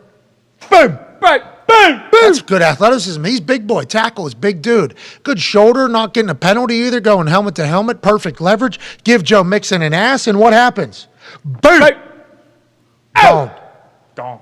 Is Man. it, in previous seasons, when that tackle's coming around, is that where guys would just take him out at the legs? Yeah, and you can still do that, right? We talked about that. Like the DNs can take them out. Oh, you're talking about the linebacker. Yeah, the linebacker. Linebacker, yeah. And same thing, right? Like that's a big play. You still have to be, as long as it's in the box, I'm pretty sure he can still go low. Okay. Yeah, I'm pretty sure he can still go low. Do you think this is the type of thing where, you know, they spring him for 5 touchdowns, he has a massive day? Can that galvanize, like, their pass blocking as well, or does it really not matter? Like, How about their offensive line? Yeah. I mean, they look like dogs here, don't they? Yes. Yeah. Up front, they look like dogs, and this is against a stout front. Yeah, I mean, any little bit of confidence can give you so much momentum moving forward. And this group, all they've been told all year is, oh, we spent all this money, we've done this, we did this, and we haven't been great, right? Now you get a game where you've been great, and it's against a good group. So that gives you so much confidence. Run, pass, no matter what you're doing. But this is awesome. I hope this is the Bengals team we see moving forward. Joe Burrow said, if we run like that, nobody's going to be able to stop us. That game was over early, AJ. Yeah. This game was over quick. Yeah, I mean, Baker Mayfield got put into that game late, didn't he? Scored 3 tuds. Baker scored 3 tuds? Yeah, they ended up scoring 21 points. Whoa, I didn't know that. I did not turn that game back on. Yeah. 21. Yeah. That had to be in the fourth quarter? Yeah, I believe they were BJ getting beat like still 42-0. Yeah, it was late. Will that D-line have a long week of film and practice, and should we expect them to play well against the Falcons? Great question, because that is a run game. Oh, it's going to be. Or did the Cincinnati better get your Bengals big expose? Yeah. They might have exposed, but you also might see some quit from this team. I don't know what's going to go on, Oh, right? Like, no. It's a team, again, like Oh, we talked about no. earlier. It's a team that might be playing for the future. And then who knows what's going to happen. But this is a stout group. They should show up. Who knows? Hey, we like this team, huh? We love the Seahawks. Love the Seahawks. We've always said that. Yeah. Oh, yeah. Before the season, remember? Yeah, we said this team's going to go on a run. They Yeah, traded the that's right. franchise quarterback. They're going to be a lot better than anybody thinks. That's what we were saying that whole Yeah. time. Take Nobody their believes overall in 'em. win. We do. We did. We have. Yeah. We didn't say any of that. No. We had no idea this team was going to be this team, but you've been watching the film. You've loved this team from the very beginning. I've been a big fan of this run team, and here we are. This guy is a dude. Dog. Yeah. Absolute dude. So here we go. Bad college choice, but We got what Seattle loves to do. They love to go in this kind of 3 tight end set. But check this out. We're going to let this thing roll a little bit and get the motion going. There we go. So check this out. Wide split here. What's he going to do here? Who's he looking at? oh, What the do we got? end. Yep. We're going to get a little bluff and release him. This is a classic power play. You got your Mike sitting in here, wherever he's at. There he is, right there. Zaven Collins is your Mike. This is your Sam linebacker. This is true power. You're going to put the F, who is him, in motion on the Sam. You're going to pull the guard around. He knows he's got the Mike. You're going to get a double team working back to the Will. You can really work this thing forever. And look at that. I love what they do. I love what they do. They get the bluff there. Look at that hole. Oh, What do we got there, boys? Big gaping hole. AJ, I didn't hear you. Oh, I said it. It cut me off, though. You never say AJ? AJ, how come you're never in a meeting with us? Yeah, You're you're just sleeping sleeping at the face. second level. How come I'm you're watching sleeping? the game. I'm watching the wideout. Look at the wideout. No blocking wonder down. you didn't know what you had at Ohio State. He's taking notes. He's taking notes back there. Sure. I don't think so. No, he's probably taking a PR. Yeah. Hey, but a big point that we got to talk about, right? We're seeing it. San Fran, Seattle, everybody from that Shanahan scheme does such a fantastic job of getting guys in motion, snapping it on the run so they get a full head of steam for their blocks. Obviously, he helps set it up. But normally you would have this guy in the backfield stationary or in a strong set stationary, and you don't get all this momentum going on your block. He gets a full head of steam. Now we can roll. And look at how close they are. They're like hip to hip. That's very dangerous, I think. Like a lot of people wouldn't do this because they wouldn't be confident in the steps. Because if you trip right there and fumble, you look like a fucking asshole. 100%. You got him coming behind. You got the guard underneath. That's wild. And he's going to work between it and then get the handoff. Look at that. A lot of timing goes into that. This is unbelievable. Think about that. Think about how close the guard, Yeah. the tight end, Right there. and Geno Smith are within a yard of each other, basically. Yeah. Jeez. It's incredible, right? Holy Look shit. at that shit. Yeah. That's like perfectly timed there. All of that. Yeah. A lot of Hey, timing. you. Yeah. Hey, on that with the guard, do you think they tell the guard, hey, you go as fast as you can, Gino will get out of your way? Is that on Gino strictly to split those guys and get out of their way? That's all on Geno. This guard's got to do what he's got to do because he's got to be the puller. He's a half a step late. Zaven Collins blows this fucking thing up for -1, -2. So this is all on Geno. It's all timing. It's all ball handling, center quarterback exchange before practice, Right. everything. Why aren't more teams doing this? Because it seems like all the good running teams use motion to set up blocks, and then like all the other teams are using motion just as like window dressing or to have movement for receivers to like get into space. Like, why isn't every team doing this? I think exactly what we just talked about. You have to practice it a ton. And if you're the Kansas City Chiefs that throws it 60 times a game, how many times are you actually working run plays during the week, right? This How many is boring. times? This is boring. Yeah. And This is boring to work. This is a boring practice because it's repetitions, right? Everything is just Ton of you have to repetitions. get the reps in. This is shooting the free throw. Yeah. This is doing the boring shit at a very high level because if it's not, you're fucked. This is remember the Titans. It is. Yeah. Right? Kurt Warner. 3 plays. We're going like to work this Novocaine. every single time. It's a real thing, though.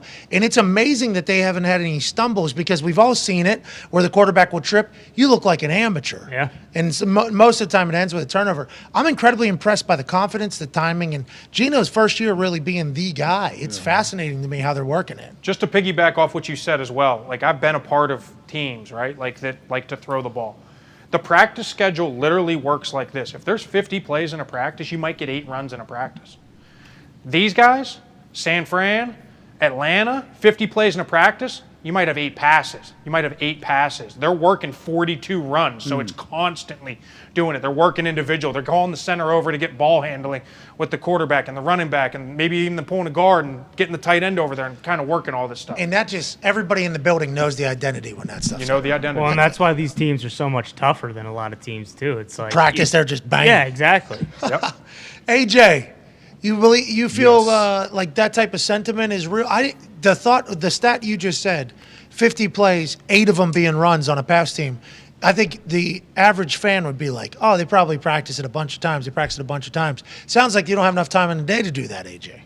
You don't, especially now coaches, you know how nervous they are and anxious because they don't have as much time with their dudes as well. So they want to make sure they get all their passes in. But also off this action, I think I texted AQ about this. It was similar action. They ran like a throwback pass in this game too. Yeah. So like there's a lot that comes off of Oh, yeah, and then Geno threw like a shot over the middle for like 15. It wasn't for like 50 yards. No. It was for like a 15-yard little pickup. chunk play. Yeah, which is great fucking play. Yeah. Hey, I'll pick up 15 yards every single time. We don't need to just do it for a home run shot. I like Pete Carroll's coaching his ass off, you think, huh? That whole crew up there? I love what they're doing. And he had so much confidence letting Russ out the building and kind of making the move that he did with Geno. Shane it's awesome. Waldron. It's awesome. Waldo, yeah. Everybody, Everybody says you don't know how to coach football. You don't know football. You won't be able to win. All right, okay. That's what Pete He was did. co- he was- Genius from Massachusetts. Yeah, he was Connor's We all offensive knew. coordinator in high school. Yep.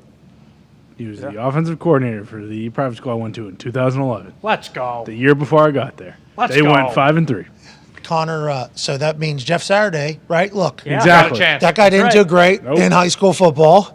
Neither did Jeff Saturday. Look what old Waldo's doing in the NFL. Yeah. Just like what Jeff's going to do with no experience, getting dropped in week 10 of the NFL season, not knowing what the offense is or any of the players. What? I love it. Are we going in the trenches? Here we are. Let's get back to it. We got the Miami Dolphins, who are on a absolute roll. The run game is awesome. Tua, when he's in the game, undefeated. They are awesome. Texted AJ about this. I have not seen a ton of this play. It doesn't come from a lot of teams. It comes, again, from the Shanahan world. You got to have clear fullback, which if we let this thing roll, we'll motion it. There we go. We motion the fullback into the backfield. Typically, when you run anything, they're going to motion the tight end across now, too. Let's watch this real quick. He's giving that away, right? I mean, that is pretty obvious tell he's going. Yeah, but that's okay. They Doesn't don't care. matter because it's pre-snap. It's pre-snap, so we're going to roll. We'll get him over. So now what's going to happen is typically a lot of teams will run this, the inside zone this way, and send the Y back to cut off the backside end.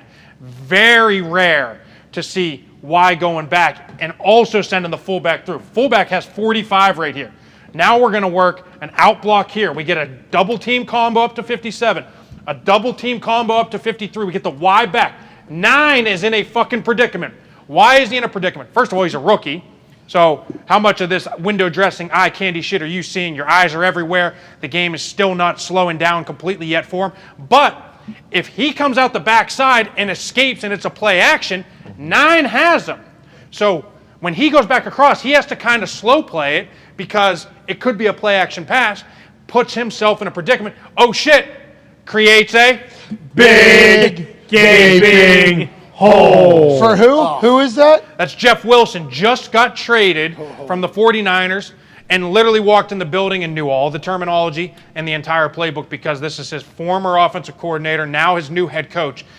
But this is a guy moving forward. You got Mostert and him as the two backs who come from the previous system, who know it better than anybody. They know how to run this scheme. That's exactly why they went out and made a move like this. He knows exactly where the cut's going to be, knows everything gets pushed front side, knows the big gaping hole is going to be on the backside. All we got to do is just read it out and cut it back. There it is. Holy shit. Boom. Into a stack box. They have no problem with running. No problem.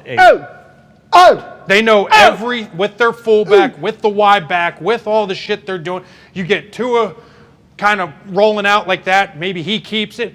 Everybody's eyes are everywhere in this thing, and all these guys got to do is just get moving. All we got to do is just get movement and cover people up, and we create a wall. Hell yeah. Because he's got to get him. Yep. He's got to get the pass or him. Exactly. So there's no chance. No chance. It's unbelievable. Jeff Wilson's got speed. It's unbelievable. 4 days. Speaking of unbelievable. Yeah. Hey, we're going to motion to deuce. Again, we talk about this every week. Why do we call it deuce? 2 tight ends. One there, one there. Pretty balanced formation. I got real excited talking about this before the show, didn't I, Pat? Yeah, you did all jacked off. I love it. I'm gonna go out and throw another award out there. I like jacked off, yeah. I like oh yeah. Hell yeah. See what you did there. I'm gonna throw this out there. This is the best combo block that I've seen all year long. And it starts with Brewer, the left guard here. Connor, you want to come up here real quick? Yeah, you know what, Ink? You why not? Can we talk a little bit? Let's do it. All right. So, you get this little slip block on the backside. We're going to get a slip block here. Look, we got numbers everywhere. We get a double team there to there, double team single there to there, double team slip block there to there. The key on this backside, this is a super hard block for the left tackle. He has to get underneath here on his own play to cut this thing off. We call this a can opener. And it is so critical for this block to help the left tackle. He has to open him up. That's why we call it a can opener. He has to punch with this left arm through this shoulder to open his shoulders to get up. So what it's going to look like is here, Connor. You're the 3-tech. You're squeezing me. As I'm working up, I have to be super specific with getting my hand to a certain point so I can press through and open that up. Can open his ass. Can open and get up. Yeah. So that the tackle can get, there it is, here it is. Boom. Can open, and he gets underneath. Boom. There it is. See what I did? Swipe. One more time. Yep. Got can open. There it is. What are we going on? First down. Set. Boom. Boom. Boom. There it is. Can open. That's a pancake. That's a pancake. That's what we want to see. That's the mentality we want to see. Big bump. No, you can't help him.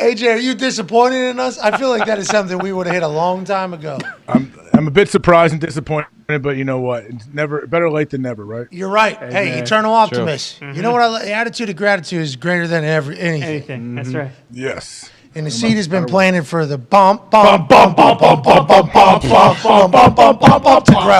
grow in the hand. I love it. It's great to be here. We appreciate it in the trenches, man. Now it's time for some big All right, we love it. All right, here we go. Christian Darrisaw, former first-round pick here. This guy's on here every week. He's on here every week. This guy loves to finish. We love it. AJ, you notice anything here? Ooh. Big split, right? Does that tell you anything? Fucking big old split. Yeah, big old split. What does it tell us? I don't know. It could tell you anything. Could be a trap. Could be anything. So as a defensive player, really can't get anything out of this. But we get the one step, we get the underneath, and then we get the wide receiver screen like we see all the time. Oh no! Oh boy!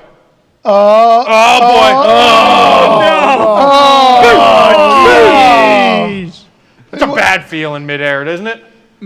I don't know. I've never been there. Never been there. Very happy that I haven't though. He's got somebody else blocking him too, AJ. This dude had no shot. No. Good luck. Oh. How good is that? Oh man. Oh, and then look what he does, AJ. Oh, geez. Helps him up. Oh, he helps him up. Good guy. It's good football. Is that almost more disrespectful? Whenever somebody helps you up. You're after? saying what I did to Connor was disrespectful? Is it almost more disrespectful? I feel like it's almost a little more demoralizing when it's like, hey man, there we go. Let's help you up after I just fucking ejected you. I think if it wasn't a 2-yard loss, he probably wouldn't have helped him up. Yeah, you're probably True. right. You're right. Probably Hey, right. You're hey, probably good play. We lost yards. Good play. Good play. Hey, first of all, I got to give a little shout out to you. This week on College Game Day, doing a play with a very similar formation. Oh, you're talking about the classic crack toss here. I'm talking about the classic crack toss. Oh, with a little bunch formation at the top. Little Point bunch guy cracking down. There it is. Point guy cracking down. Down. Check it out. We get the pull around. We get the classic crack toss. Wow. 2 guys down front, just like you said. On College Game Day. On College Game Day. 2.987 million people see me say that. Allegedly, says the ratings thing. Check out Lyle Collins get out in space. Let's let this thing just fucking go. Watch it. Boom! Oh! Oh no! Oh! Sunshine. Remember the Titans. Okay. He's coming off getting blocked by the wideout, and all of a sudden Lyle Collins is right. And look, in he's the trying. face. Yeah, That's you go terrible. from wide out to Lyle Collins. That's a little bit of a. No. No. No. And I'm done. Lyle's like, excuse me. Grab There's legs. more. Grab legs here. Doesn't even break stride. He's looking for another block. Gotta it. love it. Gotta love it. Hey, the offensive line for Cincinnati showed up. You're saying for the first time this season, or the last couple of weeks they've been showing up, and it's They've been up and down. They've been up and down. They've been up and down. Cleveland, they did not. The whole group didn't show up, but man, they showed up in a big way. Hopefully, that's the team we see moving forward. Hell yeah, and hopefully we get to continue to see greatness from your brain every single Tuesday on In the Trenches with AQ Shipley. Hell yeah! Thank you, AQ. Thank you to everybody that watched today. We appreciate the hell out of it. Thank you to Aaron for joining us. Ian Rappaport. No, Zach Keefer joined us. Ian Rappaport joined us yesterday. Seen a text from Ian Rappaport, obviously. He enjoys watching and hearing all the shit that happens on this show. I think a lot of people watch this show, and I appreciate you guys doing it. And the day you decide not to anymore, I very much understand. I very much understand. I appreciate the ride. I appreciate you joining us. AJ, incredible show out of you today. Way to go, AJ. Great job, AQ. I enjoy watching AQ break stuff down. It's cool. Yeah, AQ, good energy, bub. In the trenches was great today. Well done, AQ. That a baby. Sweet shirt too. I like that shirt. Yeah, it's like a Stylish. scallop bottom. Yeah, it's a little longer. You look good. What's that all about? You making Well, yourself look taller? I'm horrible when it comes to laundry. So the shirts that I've worn the last 5 weeks still aren't washed. Got it. So I had to move on. I had to move on to the long sleeve. Same exact shirts as I wear in the short sleeve. Just I have similar issues. had to move. Laundry That's why stinks. I wear the way, wear the things I wear. Laundry does stink. Fucking hate laundry. But you look good. Your laundry looks good. Thank you. Talks table, great work today, honestly. Thank you. Really good It's job. a good day. Good day. Hammer Dad is in 15 minutes. I assume it's going to be great. 13 minutes. 13 minutes. It's going to be fantastic. Everybody in back, great work. AQ, why don't we send the people off with a little positivity, a little eternal optimism. Go out. Why don't we go ahead and Come go on to now. Baby Duke? Come on, Al. Let's go. Try to punt one in. All three of them right there. Oh, there's There's 3 of them. Oh, wow. Oh, Bonus ball. He said no way No you way can you do can it miss in all two. 3. Hey, Q, you put one of these baby dukes into that hoop right over there. We'll give 10 people $500 to retweet this tweet and in a reply say something nice to somebody and put their cash tag in there from Cash App so we can pay them. You've done an incredible job today on In the Trenches. You've added to the conversation in a fantastic way. The trip from Arizona to Indianapolis this week was not a wasted one. Will you go out of here a winner for 10 people? Will you walk out of here as a hero going into the holiday season? I hope so. Here we go. Come on, Al. Whippeal Hall of Famer, Western Pennsylvania Interscholastic Athletic League Hall of Fame, Here we go. 2-sport star, Super Bowl champion. Oh, it looks good. Oh.